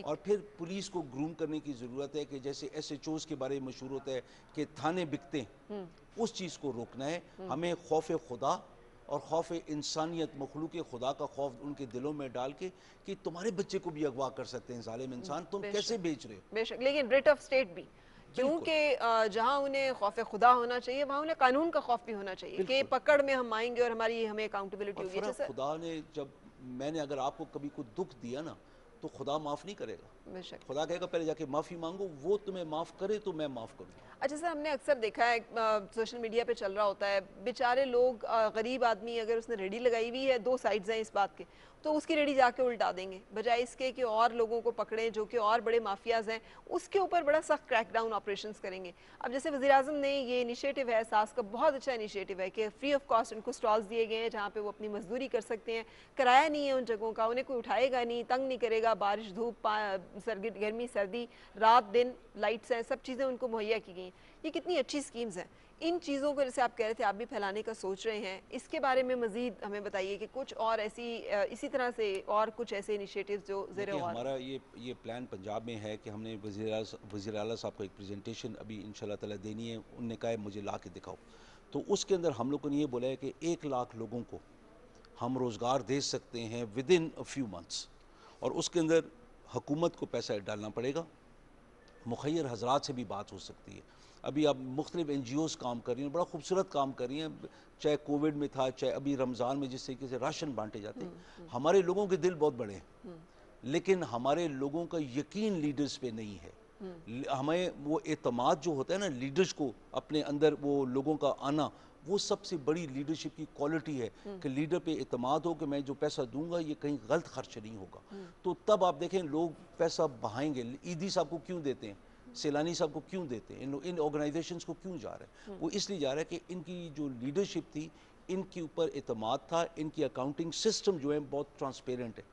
تو ہم لوگ یہ انشاءاللہ کر رہے ہیں. اس کے اندر ہم لوگ خواتین کے لیے ہم ان کے گھروں کے اندر، جیسے ہوتا ہے نا کہ ایک دیہات کے اندر وہ بار والا کمرہ ہے تو ادھر وہ چھوٹی سی دکان کھولیں تاکہ 4 دیواری کا بھی وہ ان کا وہ تقدس رہے، وہ گھر سے باہر بھی نہ آئیں اور اپنے خاوند کی، اپنے بھائیوں کی وہ امداد بھی کر سکیں ایکسٹرا انکم کے ساتھ.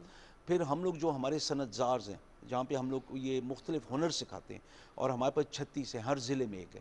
ہم ہر ضلع کے صنعت زار کو ہم انکریج کر رہے ہیں کہ اپنے ضلع کی جو ثقافت ہے اس کو ہم سامنے لے کے تاکہ وہ ہماری جو ٹریڈیشنز ہیں وہ مر نہ جائے. بالکل، اور خواتین کو اس سے بہت سا روزگار مل سکتا ہے. خواتین جو ہے اس کے اندر جو ہم اگلا کام کرنا جا رہے ہیں، اگلا کام کرنے جا رہے ہیں اس کے اندر ہم صنعت زاروں کو جو ہم اٹھا رہے ہیں ایسے کہ اپنے اپنے علاقے کی ثقافت کو اجاگر کرو. اور اس کے اندر ہوگا یہ جتنی بچیاں ہماری سیکھ کے گئی ہیں نا وہ اپنے دیہاتوں میں ایک کوآپریٹیو بنا کے وہ مل کے کام کریں. ہم سکھا رہے ہیں ان کو کیسے مل کے کام کرنے میں فائدہ ہے اور اکیلے کام کرنے میں کیا نقصان ہے. بخاری صاحب بہت ساری این جی اوز نے یہ کام کیا، انہوں نے خواتین کی دستکاریاں جو ان کو لے کر مارکیٹ کیا اور وہاں سے جو پیسے آتے ہیں وہ ڈائریکٹ، مڈل مین کوئی نہیں ہے، وہ ڈائریکٹ اس خاتون کو جاتے ہیں جو ہنر مند ہے، جو محنت کر رہی ہے. تو اگر یہ مختلف این جی اوز کر سکتی ہیں تو حکومت کیوں نہیں اس طرح کے پروجیکٹس کی سرپرستی کر سکتی؟ ہم لوگ ان سے آگے جا رہے ہیں ابھی. اچھا، ہم جو ابھی کریں، جب سے میں نے ابھی مجھے 2-2.5 مہینے میں منسٹری سنبھالے ہوئے، ہم لوگوں کے یہ ہمارے آفیسرز کے یہ آئیڈیاز ہیں.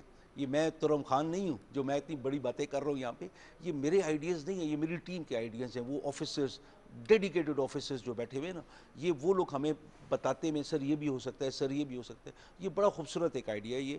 اور اس کے اندر یہ ہے کہ صنعت زاروں کو انکریج کیا جائے، علاقائی ثقافت کو اٹھائیں. ان کے ڈسپلے سینٹرز ہوں گے. ڈسپلے سینٹرز جب ہوں گے، ابھی ہماری کیونکہ منسٹری ساری ڈیجیٹائز ہونے جا رہی ہے، ہم اس کو آن لائن لے کے آئیں گے. اس کو پھر ہم ایکسپورٹ کی طرف کے جیسے بڑے بڑے برانڈز ہیں ملک کے اندر، آپ دیکھ رہے ہیں مختلف کپڑوں کے برانڈز ہیں، برتنوں کے برانڈز ہیں، ہم اس طریقے سے صنعت زار کو ایک برانڈ بنانے جا رہے ہیں. اور اس کی مثال کے طور پہ صنعت زار کا ایک انسٹیٹیوٹ رحیم یار خان میں ہے، تو صنعت زار ساتھ رحیم یار خان ہوگا تاکہ آپ اگر کوئی چیز خریدنا چاہ رہی ہیں آپ کو پتہ ہوگا کہ یہ رحیم یار خان سے آئی ہے. تو آن لائن سارا ہوگا، آپ وہاں سے، اور ان کی قیمتیں کم ہیں باقیوں سے، بازار سے. ہم کوشش کریں بڑے جو مالز ہیں ان سے ہم ڈسپلے کیسز لے لیں، ڈسپلے سینٹرز لے لیں کہ وہ امداد کریں اپنی CSR پروگرام کے تحت، تاکہ ہماری ان بچیوں کو گھر بیٹھے ہوئے یہ روزگار بھی ملے. اور اضافی آمدن جب گھروں میں آئے گی، وہ ایک اسٹڈی یہ کہتے ہیں کہ عورت جب کماتی ہے تو وہ 95% اپنے بچوں پہ لگاتی ہے، اپنے گھر پہ لگاتی ہے. مرد کی یہ بات ضروری نہیں ہے. تو عورت کو انکریج کرنا، عورت کو پڑھا لکھا کرنا اپنی اگلی نسل کو درست کرنے کے برابر. بالکل ٹھیک ہے. پناہ گاہوں کی بات ہو گئی، دارالامان کے بارے میں بتائیے گا، کتنے اضلاع میں دارالامان جو ہے وہ قائم کیے جا رہے ہیں؟ کیونکہ بہت ساری جگہوں پہ خواتین کو معلوم نہیں ہوتا کہ کسی پریشانی کی صورت میں کہاں رابطہ کرنا ہے اور کہاں کہاں پہ دارالامان جو ہے واقع ہے. فرا دارالامان ہر ضلع میں موجود ہے. اس کے علاوہ واک سینٹرز ہیں، وائلنس اگینسٹ ویمن والے ایک سینٹرز ہیں بڑی جدید جو پچھلی حکومت نے شروع کیے تھے. ہم اسی کو آگے لے کے چل رہے ہیں. بہت اچھا آئیڈیا ہے. اس کے اندر سب کچھ انٹیگریٹڈ ہے. وہاں پہ آپ کو سہولت ملتی ہے وکیل کی، آپ کا کیس وغیرہ لڑنے کے لیے، کوئی بھی آپ کو ایشو ہو، ڈاکٹرز، سب کچھ موجود ہے. اس کے اندر تھانہ موجود ہے باقاعدہ. اگر کوئی خاوند بہت زیادہ زیادتی کر رہا ہے تو اٹھا کے لے. لیکن یہ وہ چیزیں ہیں کہ قوم کو اس کے بارے میں شعور دینا بھی بہت ضروری ہوتا ہے، بتانا. اور مثال کے طور پہ ہم 3 مرد یہاں پہ بیٹھے ہیں اور کوئی عورت دارالامان میں آتی ہے، تو ہم لوگوں کو یہ احساس نہ ہو کہ اس نے غلطی کی ہے. हमें कम से कम इस तरीके से देखना चाहिए इसके ज़्यादती क्या हुई, ताकि मैं कहता हूँ अमूमन अपनी बहनों को और बेटियों को कि अपने बेटों को सिखाओ कि बहनों के साथ जुल्म ना करें, बहनों पे थप्पड़ ना उठाएं, थप्पड़ ना मारें, ताकि कल वो औरत की इज्जत कर सके। बिल्कुल, क्योंकि हर औरत की हर मर्द की जो जन्नत है ना, किसी न किसी औरत के पाँव के नीचे। बिल्कुल, हमें ये एहसास करना चाहिए। और फिर मैं जब ये चीज़ें देखता हूँ ना, और फिर एक बच्चा आके अपने बाप को रिक्शे में से बाहर धक्का दे रहा है, वो जो माँ बाप अपनी जायदाद बच्चों की और बीवी के नाम पे करता है, वो घर से निकाल देते हैं। वो बच्चे जो ऑस्ट्रेलिया में बैठे हैं और पैसा भेज रहे हैं बाप को, फ़ोन पे बात नहीं करते, वो रो रहा होता है, वो आंसू, उसका जो चीखें वो हम सुनते हैं। ठीक है। तो इतना अजीब एक माशरा इस तरफ चला गया, हमें इसको बहुत सही करने में हमें वक्त चाहिए। बिल्कुल सही। डॉक्टर साहब हमारे साथ मौजूद हैं, तो थोड़ा सा मैं चाहूँगी आपकी भी इनपुट, इसलिए कि जो बुखारी साहब वाक़यात बता रहे हैं ये सब तो बड़ी दीन से दूरी की अलामात हैं और निशानदेही करते हैं। जब हम बात करें निज़ाम मईशत की, तो उसमें बैतुल माल, सोशल वेलफेयर, इस हवाले से भी हमें बताइएगा कि ज़िम्मेदारी क्या है हमारी अपने मुआशरे की। देखिए, खलीफा सानी हज़रत सैयदना फ़ारूक आज़म रज़ियल्लाहु ताला अन्हु, आप जिस तरह गलियों में चक्कर लगाते थे, आप एक दफ़ा गली से गुज़र रहे थे तो एक बुढ़िया भीख मांग रही थी और वो ईसाई खातून थी। तो आपने उससे पूछा कि तुम ये क्या कर रही हो, तो उसने कहा कि क्या करूं, गुज़र बसर के लिए कुछ नहीं है, तो मैं भीख मांगने पे मजबूर हो गई। तो फिर आपने कहा कि जब तुम जवान थी, तुम काम करती थी और हमारी हुकूमत को तुम टैक्स देती थी, जजिया, तो अब जब कि तुम खुद मुहताज हो गई हो, तो अब ये रियासत के ऊपर लाजिम है कि वो तुम्हारी गुज़र बसर का ख्याल करे। तो आप उसको अपने साथ ले गए बैतुल माल और फिर वहाँ पर जाकर उनको उसका वजीफ़ा मुकर्रर करवाया और फिर उसको वहाँ भिखारी जो उस ज़िल्लत थी उससे आपने आज़ाद किया। उससे हमारी फ़िक़ह के अंदर जो है वो एक कानून मिल गया। कानून ये है कि जब आपका शहरी आपको टैक्स देता है अपनी कमाई में से और जब खुद मुहताज हो जाता है, तो फिर अब स्टेट की जिम्मेदारी बनती है कि उसको पे बैक करें। जी बुखारी साहब, अब ये जो एक हमारे सामने एक मिसाल आ गई, क्या इन लाइंस पे भी सोचा जा रहा है कि बहुत सारे ऐसे लोग, जैसे आपने कहा बुजुर्ग शहरी होते हैं, आजकल प्राइवेट सेक्टर बहुत ज़्यादा है जहाँ पर पेंशन्स नहीं है, मरात नहीं है, ओल्ड एज बेनिफिट्स नहीं है, तो उन लोगों के लिए भी कुछ सोचा जाए, कुछ उनका भी बंदोबस्त? का एक प्लान तो उन्हें अनाउंस भी किया है। इसके अंदर जो रियासत मदीना की बातें करते हैं, हम वो ख्वाब ख़ुद भी देखते हैं और लोगों को भी दिखाते हैं, उसके ऊपर कहाँ तक हम चल सकते हैं और जितना हम चल गए ना, यही हमारी कामयाबी है। क्योंकि पहला कदम उठाना सबसे मुश्किल बात है, जिसके अंदर हम लोगों ने ये पनाहगाहें की, ये मील्स ऑन व्हील्स, जो लंगर खाने ट्रकों के ऊपर हैं, हम बिल्कुल ये बैतुल माल की जो बात की और जो खुलफाए राशिदीन से हम लोगों ने सीखा है, जो निज़ाम हमारे तक आया है, उसके अंदर जब तक हम मनोअन वो तरीक़ाकार इख्तियार नहीं करेंगे, हर रियासत नहीं कर सकती, ख़ास और ये अमीर रियासतें करती, अमेरिका जैसी रियासत भी नहीं कर सकती। तो यूरोपियन कंट्रीज़ में थोड़ा ज़्यादा इसके अंदर है, खुदा तरसी है, हमें भी उस तरफ जाना पड़ेगा। हम क्यों नहीं जा रहे? क्योंकि हम बुनियादी तौर पे, वो मैंने पहले बात की ना, कि कलमा गो तो हैं, हम दावेदार हैं, कलमा हमारे हलक से नीचे नहीं उतरा। अगर उतरा होता, हम ना चोरी करते, ना ग़ीबत करते, ना हम रिश्वत लेते, हम कोई गलत काम ना करते, क्योंकि खौफ खुदा जब इधर होता है गुनाह हो नहीं सकता। इसका एक दूसरा पहलू ये भी तो है कि बहुत सारे सनतकार हैं, बहुत बड़े बड़े ताजर हैं, वो खैरात के नाम पे एक लंगर खाने को खाना दे देंगे, लेकिन वो टैक्स अपना पूरा नहीं देंगे कि हुकूमत के पास इतना पैसा आए कि वो बैतुल माल चला सके, वो स्कूल बना सके, वो अस्पताल बना सके, वो सड़कें बना सके। ये भी तो एक बहुत बड़ा अलमिया है। ये ऐसे है कि अभी किबला यहाँ पे बैठे हुए आलिम हैं, मुझसे बहुत अफजल हैं उस लिहाज से कि इल्म इनके पास है, कि हज एक वाजिब है। हाँ जी। 30 हज करने का क्या मकसद है? तो वो 30 हज अब 30 और किसी को करवा दे। वो होता है ना कि हाजी से अलहाज बनना है। हम लोगों ने लोगों को यहाँ पे लाइन में बिठा के लंगर खिलाना है। हमने हुकूमत को टैक्स नहीं देना ताकि हुकूमत अमीर हो और हुकूमत फिर एक रियासत मदीना वाला एक चीज़ आगे लेके जा सके। ये रियासत मदीना का जो इशू है, लोग कई दफ़ा मजाक भी उड़ाते हैं, बातें भी करते हैं। देखें, मैंने वही कहा ना कि 1 कदम, 2 कदम, 3 कदम, نیت یہ ہے کہ جو آقا نے آپ کو دیا تھا آپ اس کی سنت پہ، ان کی سنت پہ چلنے کی کوشش تو کرو یار. بالکل صحیح. بخاری صاحب جیسے آپ کہہ رہے ہیں، ڈاکٹر صاحب فرمائیے گا پروفیسر صاحب کہ یہ جیسے ہم نے بات کی کہ حکومت نے ایک ٹیکس رکھا ہوا ہے، اس کا مطلب یہی ہے کہ اس سے ہسپتال بنائیں گے، اس سے ہم یتیم خانے بنائیں گے، اس سے ہم بیواؤں کی مدد کریں گے، سڑکیں بنائیں گے. لوگ ٹیکس نہیں دیتے، ٹیکس چوری کرتے ہیں. بڑے بڑے صنعت کار، آج میں کہیں پڑھ رہی تھی کہ فیصل آباد جیسا شہر جو کہ انڈسٹریلسٹ کے شہر ہے، وہاں پانی کا پلانٹ جو ہے وہ جاپان کی حکومت کے تعاون سے لگایا گیا. وہ وہاں کے لوگوں نے نہیں وہاں پہ خیرات میں حصہ ڈالا. مطلب وہ حج کر رہے ہیں، وہ عمرے کر رہے ہیں، وہ لنگر چلا رہے ہیں، لیکن وہ یہ کام نہیں کر رہے جو کہ لوگوں کے ریفارمز کے، اپنے ٹیکس نہیں پورے پے کر رہے. یہ جو رویہ ہے، دیکھیں یہاں پر میں کہوں گا کہ ٹرسٹ ڈیفیسٹ ہے دونوں طرف میں، حکمران طبقے کی طرف بھی اور بزنس طبقے کی طرف بھی. نہیں ہم یہ اس کو جسٹیفائی نہیں کر رہے، ہم اس کو جسٹیفائی نہیں کر رہے، ہم اس کو جسٹیفائی قطعاً نہیں بات کر رہے. بات یہ ہے کہ اگر وہ ٹیکس نیٹ سے باہر ہیں، ٹیکس نیٹ سے باہر کیوں ہیں؟ اگر ٹیکس نیٹ کے اندر ہیں اور اس کے باوجود نہیں دے رہے تو آخر خامی کہیں نہ کہیں موجود تو ہے کہ ٹرانزیکشن ساری آج ملینز بلینز کی ٹرانزیکشنز ہیں، ڈاکومنٹڈ ہیں. یہ جو مائنڈ سیٹ ہے کہ ہم حکومت کو تو ٹیکس نہیں دیں گے، وہ ہم چوری کر لیں گے کیونکہ وہ تو غصب کر رہے ہیں ہم سے، اس کے غلط ہونے میں تو کوئی شک لیکن ہی ہم نہیں. جا کے تو دو دیگے جو ہے وہ چڑھا دیں گے لنگر خانے پہ اور ہم سمجھیں گے کہ ہم نے جو ہے اللہ میاں کو راضی کر لیا ہے، ہم نے اپنا حصے کا کام کر لیا. اس میں تو مطلب ہے کہ یہ تو اسی طرح کہ ہو گیا کہ بھی میں چوری کی چھری لے آؤں اور نیچے سے بیٹھ کر اسی سے کوئی ذبح کرتا رہوں. معاملات وہ ایک الگ چیز ہے، یہ ایک الگ معاملہ ہے. ہاں میں یہاں پر ایک مثال دینا چاہوں گا جو بخاری صاحب یہاں پر بات کر رہے تھے. حضرت عمر بن عبدالعزیز، حضور نبی رحمۃ صلی اللہ علیہ وسلم نے ارشاد فرمایا کہ تم پر ایک زمانہ آئے گا کہ میری امت میں لوگ زکوٰۃ اور صدقات دینے کے لیے نکلیں گے تو لینے والا کوئی نہیں ہوگا. اتنی پراسپیرٹی ہوگی، اتنی خوشحالی ہوگی. تو تاریخ میں ہمارے علماء یہ کہتے ہیں کہ یہ زمانہ حضرت عمر بن عبدالعزیز رضی اللہ تعالیٰ عنہ کا تھا، جن کو خلافت میں شمار کیا جاتا ہے. وہ یہ تھا کہ جب وہ گورنر تھے، ابھی خلیفہ نہیں بنے تھے، وہ شاپنگ بھی کرنے جاتے تھے تو 100 سے زیادہ اونٹوں پہ ان کی شاپنگ لادی جاتی تھی. وہ اتنے زیادہ خرچ کرتے تھے اور اتنے زیادہ امیر تھے، اور وہ خوشبو ان کے لیے مصری جو تھے وہ زیادہ اسپیشل ان کے لیے خوشبو تیار ہوتی تھی.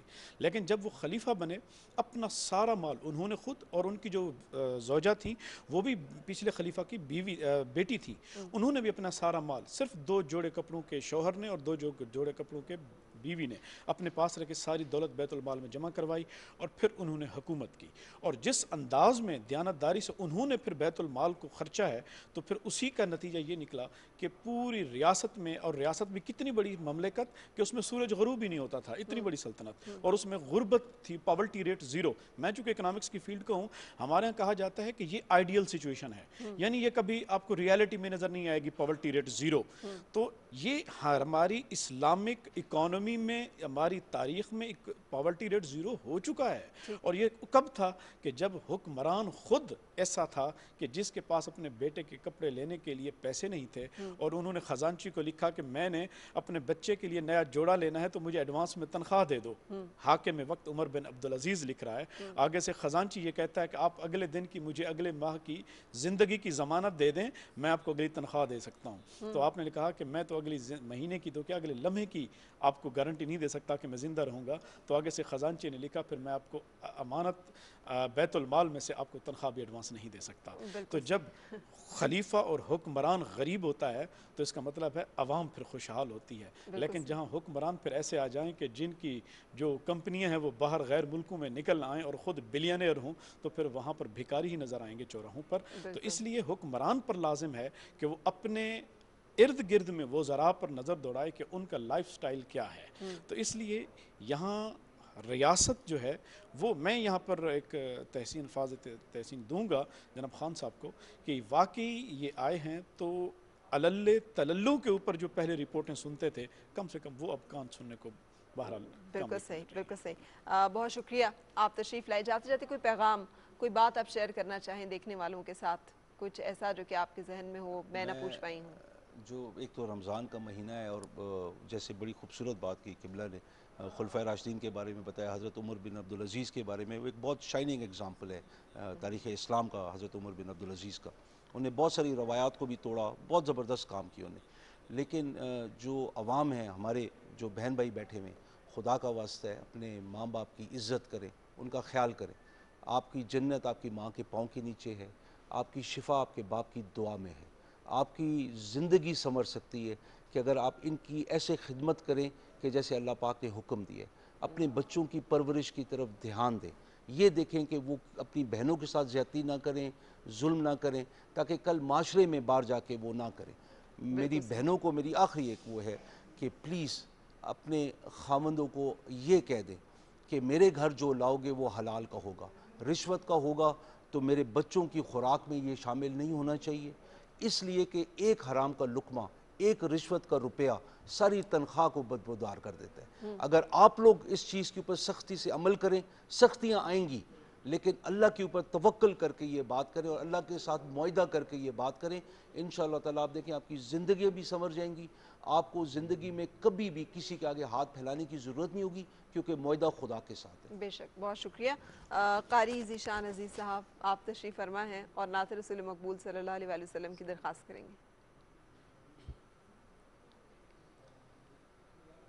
صلو علیہ وآلہ, صلو علیہ وآلہ, صلو علیہ وآلہ, صلو علیہ وآلہ.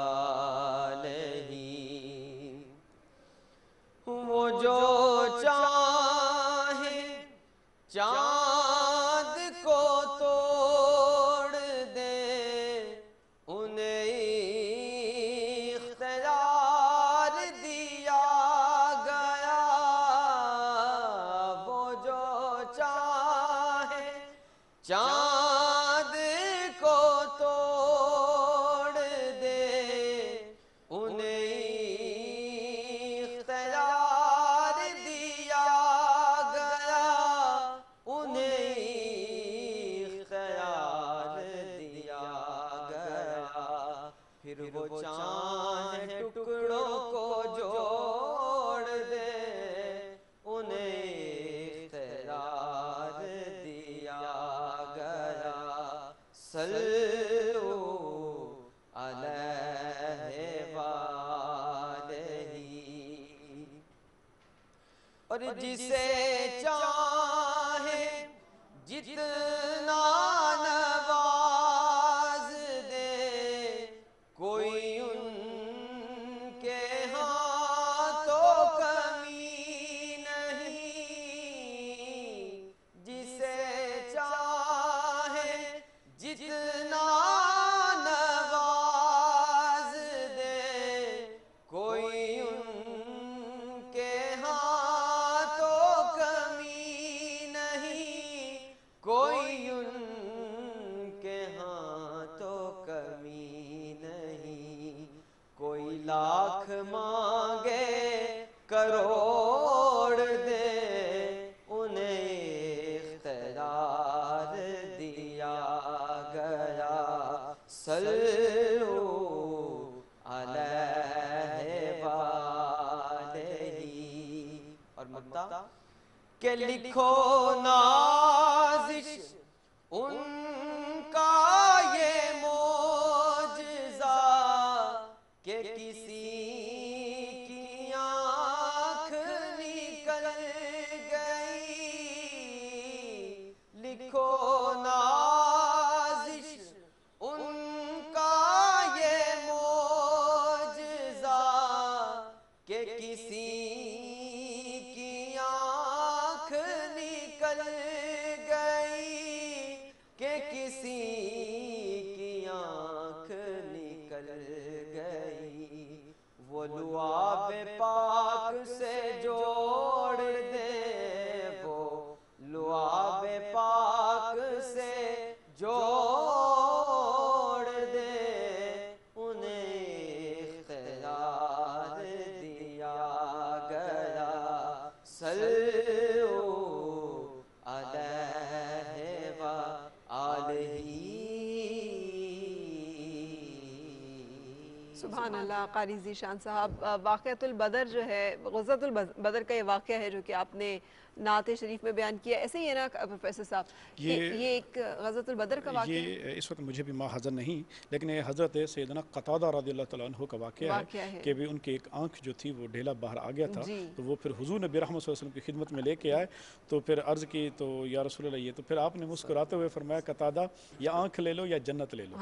तो फिर हुज़ूर नबी रहमत सल्लल्लाहु अलैहि वसल्लम के भी वो आगे परवुर्दा थे निगाह नबूवत के, तो उन्होंने कहा या रसूल अल्लाह आँख भी चाहिए और जन्नत में आपका साथ भी चाहिए। बिल्कुल सही। तो फिर लेकिन ये लो आपसे जोड़ने की बात जो है ग़ज़वतुल बदर के जो है उस हवाले से है। हम इस वक्त एक ब्रेक के लिए रुकेंगे, ब्रेक के बाद फिर हाजिर होते हैं।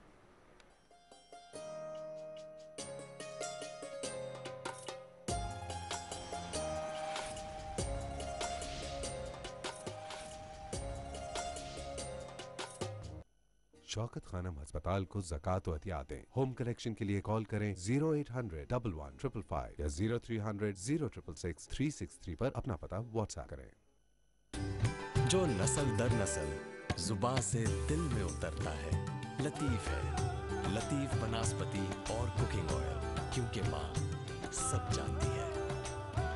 लतीफ बनास्पति और कुकिंग ऑयल।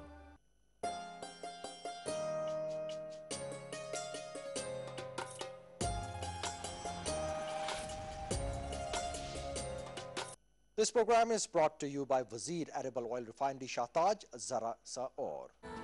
शाहताज, सेहत भरी खुशियों का राज।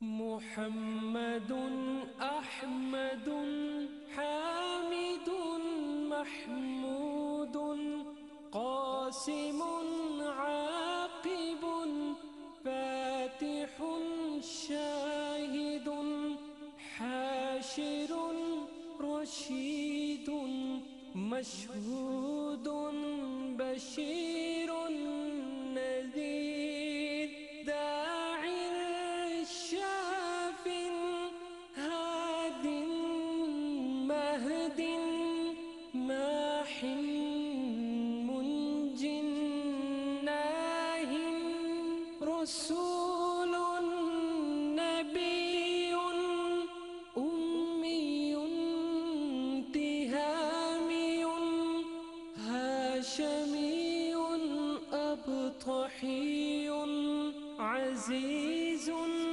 हरीसुन अलैकुम रऊफ़ुन रहीम ताहा मुज्तबा तोसीन मुर्तवा हामीम मुस्तफा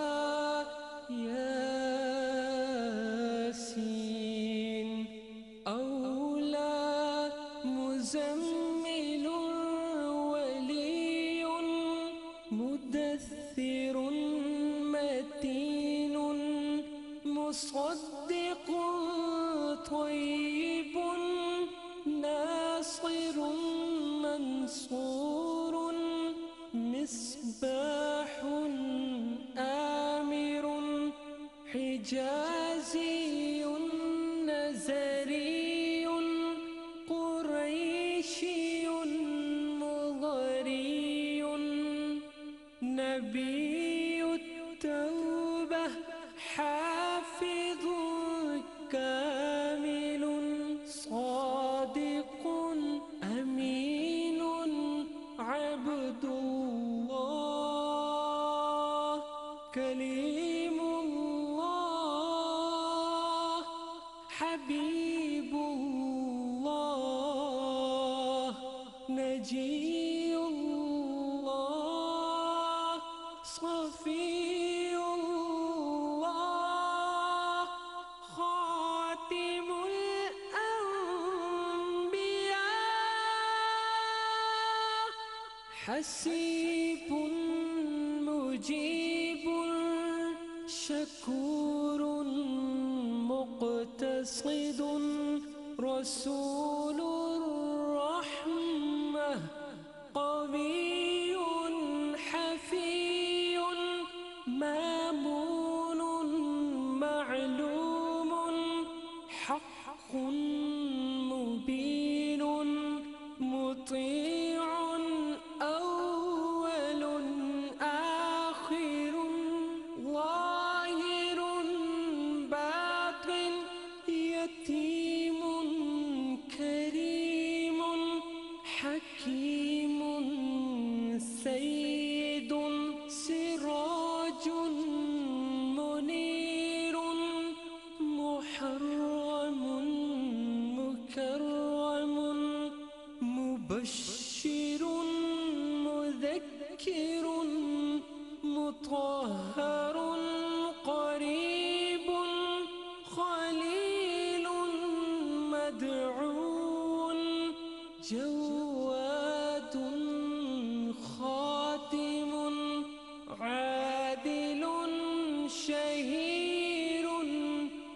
शहीदुन रसूलुल मलाहिम सल्लल्लाहु अलैहि वसल्लम। This program was brought to you by Wazir Edible Oil Refinery, Shahtaj, Zara Sa Aur. Shahtaj, सेहत भरी खुशियों का राज। शौकत खानम अस्पताल को ज़कात व अतियात दें। होम कलेक्शन के लिए कॉल करें 0800 11 555 या 0300 0666 363 पर अपना पता व्हाट्सएप करें। जो नस्ल दर नस्ल जुबान से दिल में उतरता है, लतीफ है। लतीफ बनास्पति और कुकिंग ऑयल, क्योंकि माँ सब जानती है। लतीफ बनास्पति और कुकिंग ऑयल। शौकत खानम अस्पताल को ज़कात व अतियात दें। ऑनलाइन अतिया करने के लिए विजिट करें www.shaukatkhanam.org.pk।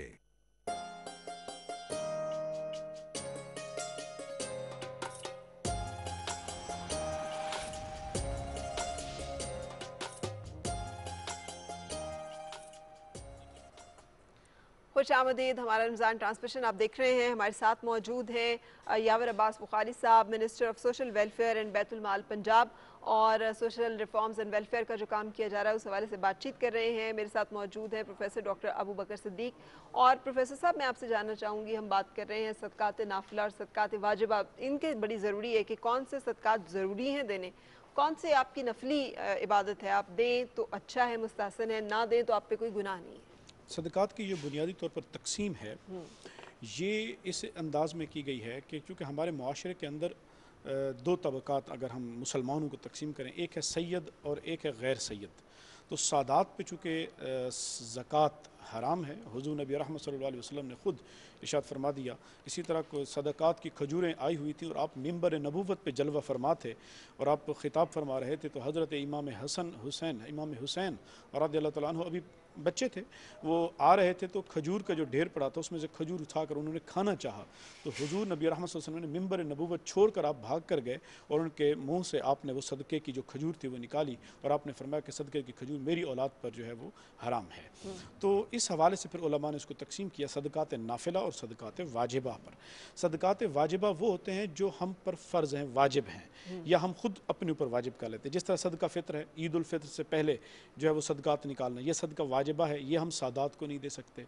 इसी तरह वो नज़रें जो हम मानते हैं, यानी हमने नज़र मानी, कुरान मजीद में अल्लाह ताला ने ये इरशाद फरमाया कि जो मोमिनीन हैं वो अपनी नज़रों को पूरा भी करते हैं कि अगर हमने ये कहा मेरे रब ने मेरा ये काम कर दिया तो मैं अल्लाह के नाम पर इतना सदका करूँगा, तो वो जो अल्लाह ताला जब वो काम हो जाता है तो फिर बंदे मोमिन पर वाजिब हो जाता है कि वो सदका करे, तो वो सदका भी फिर वाजिब होता है, वो भी ज़ाता सादात की तरफ नहीं दिया जा सकता।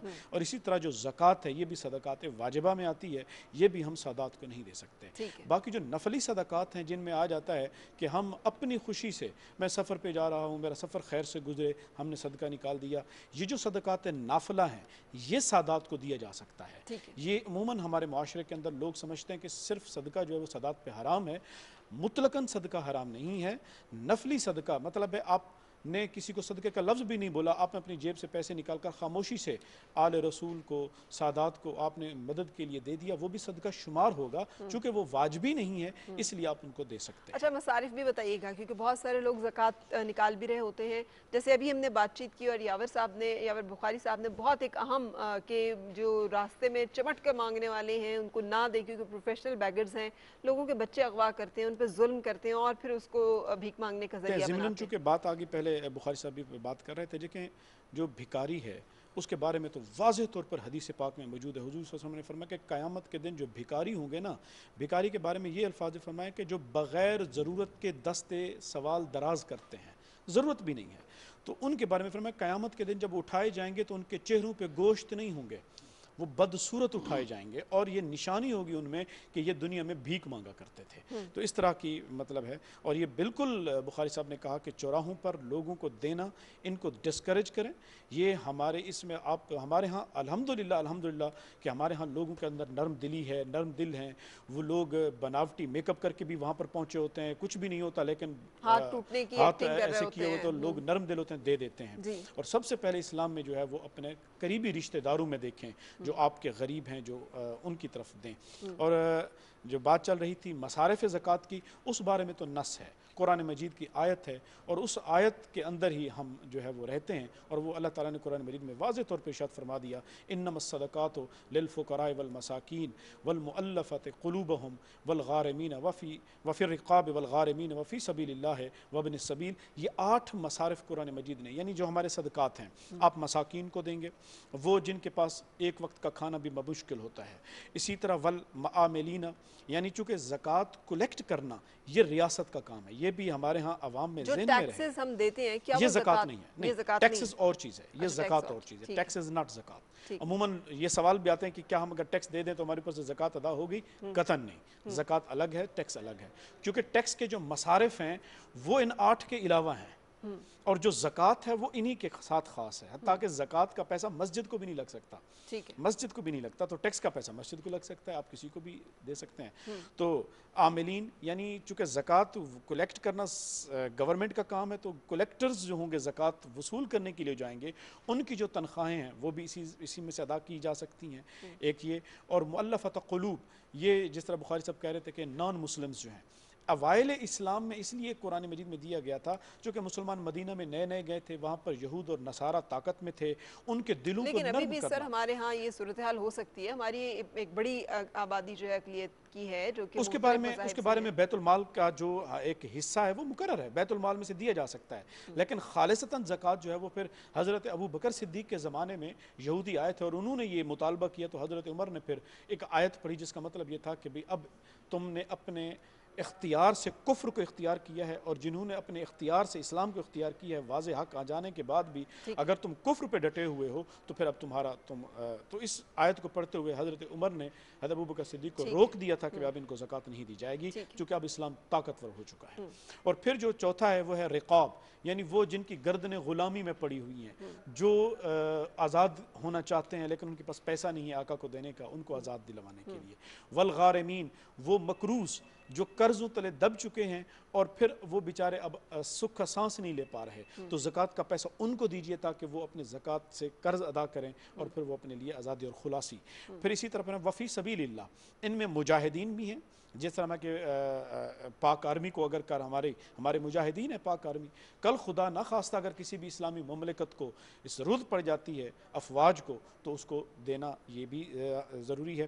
اسی طرح پھر وہ طالب علم جو دین کی تعلیم کے لیے حصول کے لیے کسی جگہ پر پڑھ رہے ہیں اور ان کے پاس پیسہ نہیں ہے تو ان کو بھی فی سبیل اللہ میں علماء نے شمار کیا ہے. وابن السبیل، یعنی وہ لوگ جو راستے میں سفر میں ہوتے ہیں، یہاں سے کراچی جا رہے ہیں، کراچی سے کہیں اور جا رہے ہیں، راستے میں جیب کٹ گئی، حالانکہ ہیں تو بڑے امیر لیکن اب ان کے راستے میں چونکہ وہ اب محتاج ہو گئے ہیں تو ان کی مدد بھی زکوٰۃ کے پیسوں سے کی جا سکتی ہے. تو یہ 8 مصارف ہیں جو قرآن مجید نے بیان کر دی ہے. بالکل صحیح. اچھا اب یہ بھی ہمیں بتائیے گا کہ بہت ساری ایسی اسکیمز ہیں جس میں مارٹگیجز وغیرہ ہیں، لوگ بینک سے پیسے لیتے ہیں، گاڑی لیتے ہیں، اس کے بارے میں کیا حکم ہے؟ اس میں کیونکہ سود سے ممانعت ہے، سود کے بارے میں احکامات بڑے واضح ہیں، واضح طور پر قرآن مجید کی 12 آیات 12 مقام پر قرآن مجید نے سود کی حرمت پر واضح طور پر بات کر دی کہ اب اگر کوئی سود لے گا تو اللہ تعالیٰ نے فرمایا کہ وہ اللہ اور اس کے رسول کے ساتھ اس کا اعلان جنگ ہے. یعنی حدیث پاک میں اس کی اتنی مذمت آئی ہے، فرمایا کہ سب سے ہلکا گناہ جو وہ یہی ہے کہ والدہ کے ساتھ 70 سے زائد بار بدکاری کا گناہ جو قرآن مجید حضور صلی اللہ علیہ وسلم نے فرمایا وہ سود خور کا ہے. تو اسی لیے سود کے بارے میں تو نو کمپرومائز ہے اسلام میں. حتیٰ کہ جب سود کی حرمت کا حکم نازل ہوا تو ایک قبیلہ مدینہ کے جو قرب میں تھا، 2 قبیلے تھے، ایک قبیلہ مقروض تھا اور ایک قرض دینے والا تھا، تو مقروض کے اوپر سود بھی واجب الادا تھا. تو چونکہ سود کی حرمت کا حکم نازل ہو گیا تو اس نے قرض لینے کریڈیٹر جو تھا قبیلہ اس نے پھر اپنی پرنسپل اماؤنٹ کے ساتھ انٹرسٹ بھی انہوں نے ڈیمانڈ کیا. تو لیکن آج تو ہمارا پورا نظام ہی سودی ہے، ہمارے اختیار میں نہیں ہے کہ ہم اس سے بچ سکیں. تو پھر اس بارے میں بتائیے. دیکھیں یہ جو میں بات کر رہا ہوں یہ اسی ریاست کی حوالے سے ہے. تو پھر انہوں نے کہا کہ بھی ہم آپ سے جنگ کریں گے ہمارا اگر تم سود نہیں دو گے. تو جو مقروض قبیلہ تھا انہوں نے حضور صلی اللہ علیہ وسلم کی بارگاہ میں خط لکھا کہ یا رسول اللہ یہ معاملہ ہے، اور وہ کہتے ہیں. تو پھر حضور صلی اللہ علیہ وسلم نے as a head of state ریاست مدینہ آپ نے پھر خط لکھا क्रेडिटर कबीले को कि सूद छोड़ दो और अपने असल कर्ज की रकम ले लो, अगर सूद नहीं छोड़ते तो फिर तैयार हो जाओ, मैं मोहम्मद सल्लल्लाहु अलैहि वसल्लम जंग के लिए तुम्हारी तरफ निकल रहा हूँ। तो as a head of the state आपने ये किया। देखिए रियासत के हुक्मरान का ये भी फरीज़ा है, उदखुलू फिस्सिल्म काफ़ा। ये नहीं हो सकता कि हम सूद का निज़ाम चलाएं और फिर ये चाहें कि हमारी स्टेट मदीना की रियासत बन जाए। आपको सूद से जान जनाब, हम जिस निज़ाम में है वहाँ पे बहुत मुश्किल है ना। अब देखिए हमने एक बात की और आज हमारी पूरी यूरोपीय यूनियन जो है वो एक करारदाद ले आई है जिसके नतीजे में पाकिस्तान के लिए बहुत सारी मुश्किलात की उन्होंने बात की। सो पूरी एक आलमी निज़ाम के साथ तो उस तरह से लड़ा नहीं जा सकता। रियासतें चल सकती हैं। हमारे सामने सबसे बेहतर मिसाल मलेशिया की है। मलेशिया ने इंटरेस्ट सिस्टम ख़त्म कर दिया। मलेशिया के महातिर मोहम्मद की जो इंटरव्यू है कि भाई आपने ये, जब उनको इकोनॉमिस्ट ने बड़ा डराया था कि भाई अब हम दुनिया के सामने कैसे लिंक कर पाएंगे, कैसे ताल्लुकात रख पाएंगे, हमारे मामलात हल नहीं होंगे, हमारी स्टेट बैंक नहीं चलेगी वगैरह वगैरह, उनको डराया। लेकिन वो डिटरमिन था। उसने कहा कि जब अल्लाह ने फरमा दिया है कि इसको रूट आउट करो तो फिर हमें आगे की राहें भी हमारा रब दिखाएगा। देखिए जब हमने कह दिया कि हमें अल्लाह और उसके रसूल पर ईमान है, ईमान किस बात का नाम है? इसी बात का ही नाम है ना कि हमने जो करना है हुक्म दिया अल्लाह ने, आगे के नताइज अल्लाह पे छोड़ दें, तो फिर हमें रूट आउट करें, हमारा निज़ाम चल जाएगा। अगर अब देखें मलेशिया इकोनॉमी वाइज कहाँ बेस्ट 10 कंट्रीज के साथ आकर खड़ा हो गया है, हालांकि अब उसका सारा इकोनॉमिक सिस्टम जो है वो इस्लामिक है, बैंकिंग सिस्टम उसका इस्लामिक है। इंडिविजुअली जो एक इंसान है वो कैसे अपने आप को महफूज रखने की कोशिश करे? इकोनॉमिस्ट है चूंकि साथ साथ इंडिविजुअली फिर हमसे जो लोग कहते हैं, हम कहते हैं कि देखें ज़रूरियात अद-दरूरियात तुबीहुल महज़ूरात, एक कायदा है हमारी फ़िक़्ह का कि जो ज़रूरत होती है वो बाज़ औक़ात नाजायज़ चीज़ों के ऊपर जो हुर्मत है वो उसके लिए ख़त्म हो जाती है, लेकिन चीज़ें वो नाजायज़ रहती हैं, लेकिन जो उसकी ज़रूरत है बक़द्र ज़रूरत वो फिर कर सकता है। एक आदमी है उसके खाने पीने के कुछ नहीं और उसको सूद के अलावा कर्ज ही नहीं मिल रहा, तो वो कर्ज सूद पे उठा सकता है, उसके कराहत के साथ फिर वो इसको इस्तेमाल कर सकता है। बिल्कुल से। अच्छा बुखारी साहब, वाइंड अप की तरफ हमें जाना है और मैं चाहूँगी आप उन चैलेंजेस का भी तज़किरा कीजिए जब आप सोशल वेलफेयर को देख रहे हैं, बैतुल माल को देख रहे हैं, तो जिन मुश्किलात और चैलेंजेस का सामना करना पड़ता है। देखिए सबसे बड़ा चैलेंज तो ये है कि पैसे की कमी होती है। अभी जैसे किबला ने बात की कि वो ट्रस्ट डेफिसिट होता है ना लीडरशिप में और वो टैक्स पेयर में, अगर ये टैक्स अपना वक्त पे जो बनता है वो बग़ैर किसी हुकूमत के इदारे के इन्फोर्स करने के अगर लोग ईमानदारी से भी दे देना तो उसमें फिर मदीना की रियासत कायम करने में उनका बहुत बड़ा हिस्सा होगा, क्योंकि फिर वो चल रहे हैं उनकी सहाबियों की तरह कि जिन्हें पाक नबी की बातें मानी। तो सबसे बड़ा इशू पैसे का है। फिर जब पैसे का इशू होता है तो हुकूमत क्या करती है? कर्ज लेती है। कर्ज लेके वो इंफ्रास्ट्रक्चर की तरफ जोर ज़्यादा डालती है, ना कि इन चीज़ों की तरफ। ये पहली दफ़ा है कि इस मौजूदा हुकूमत ने आके इस तरफ पैसा डालना शुरू किया है, जिससे जो हमारे पास इंफ्रास्ट्रक्चर था, जो इमारतें थी, उनको दोबारा ठीक किया जा रहा है ताकि रहने की कंडीशन अच्छी हो, जो वहाँ पे रह रहे हैं उनको अच्छा लगे। फिर जहाँ पे हमारी आवाम का ताल्लुक़ है, आवाम को हमदर्दी दिखानी होगी, आवाम को इन चीज़ों के बारे में पता होना चाहिए। माँ बाप को चाहिए कि हमसे रब्ता करें, अपने बच्चों को लेके जाएं, इन बूढ़े लोगों से मिलाएं, उन माजूर बच्चों से मिलाएं, उन यतीम बच्चों से मिलाएं, उनको बताएं कि तुम कितने खुशकिस्मत हो कि अल्लाह ने तुम्हें वहाँ पे नहीं रखा, तुम्हें इधर हमारी पनाह में रखा, हमारा साया तुम्हारे ऊपर है। और जो किबला ने बात की, बड़ी खूबसूरत बात है कि एक चीज़ जो अगर आपने सूद से जान छुड़ानी, और सूद वो है कि जो अल्लाह और उसके रसूल के ख़िलाफ़ जंग है, ये कोई भी बंदा इसको बदल नहीं सकता है क्योंकि आयत कुरान है। तो सूद से तो हमें जान छुड़ानी पड़ेगी अगर हमने रियासत मदीना बनानी है। उसके लिए आपकी इकोनॉमी को आपको स्ट्रॉन्ग करना पड़ेगा और अल्लाह की ज़ात के ऊपर तवक्कुल करना पड़ेगा आपको। महातिर मोहम्मद ने किया तो आपको भी करना पड़ेगा। आप नहीं करेंगे तो इसका मतलब कहीं ना कहीं आप घबरा गए। लेकिन जहाँ तक मैं कहता हूँ कि इंडिविजुअली जो हमने रोकना है कि हम लोग हमेशा अपने से नीचे वाले को देखें, ऊपर वाले को ना देखें। हम सेठ को ना देखें, 100 इंडस्ट्रीज़ के मालिक को या बड़े बड़े अमीर लोगों को ना देखें, हम उनको देखें जिनके पास हमसे कम है। और जैसे हम उनको देखें और अपना उनका मुआवजा करें तो हम सजदे शुक्र में जाएं कि खुदा तेरा शुक्र है कि मुझे आपने वैसा नहीं रखा, उनसे बेहतर रखा। फिर आप उनको अपने बराबर उठाने की कोशिश करें, अपने सदक़ात से, अपने खुम से, अपने डोनेशन से, जैसे भी जिस ज़िमन में आप निकालते हैं उसको, उन लोगों को, और ये ना देखें वो कौन है। ये देखें ज़रूरतमंद है, उसको उठाने की कोशिश करें। बिल्कुल सही, बहुत शुक्रिया आपकी तशरीफ़ आवरी का, आप साथ रहे। बहुत शुक्रिया प्रोफेसर डॉक्टर अबू बकर साहब, आप साथ रहे। और प्रोग्राम के अख्ताम में बस आपसे इजाज़त लूँगी इसी दुआ के साथ कि अल्लाह ताला हमें अहकामात इलाही पर अमल पैरा होने की तौफीक अता फरमाए। मैं भी जैसे डिस्कशन में आपने देखा, जब एक दफ़ा एक बात आती है कि हुर्मत और पूरा निज़ाम जो है वो उसी चीज़ के ऊपर कायम है, तो इंसान को समझ नहीं आती कि उससे रास्ता कैसे निकालना। लेकिन जो लोग ईमान की मजबूती के साथ फ़ैसला करते हैं और इरादा करते हैं, अल्लाह ताला उनकी मदद भी करता है। सो इंशाल्लाह कल प्रोग्राम में फिर आपसे मुलाकात होगी। उस वक्त तक के लिए इजाज़त चाहूँगी। अल्लाह हाफ़िज़।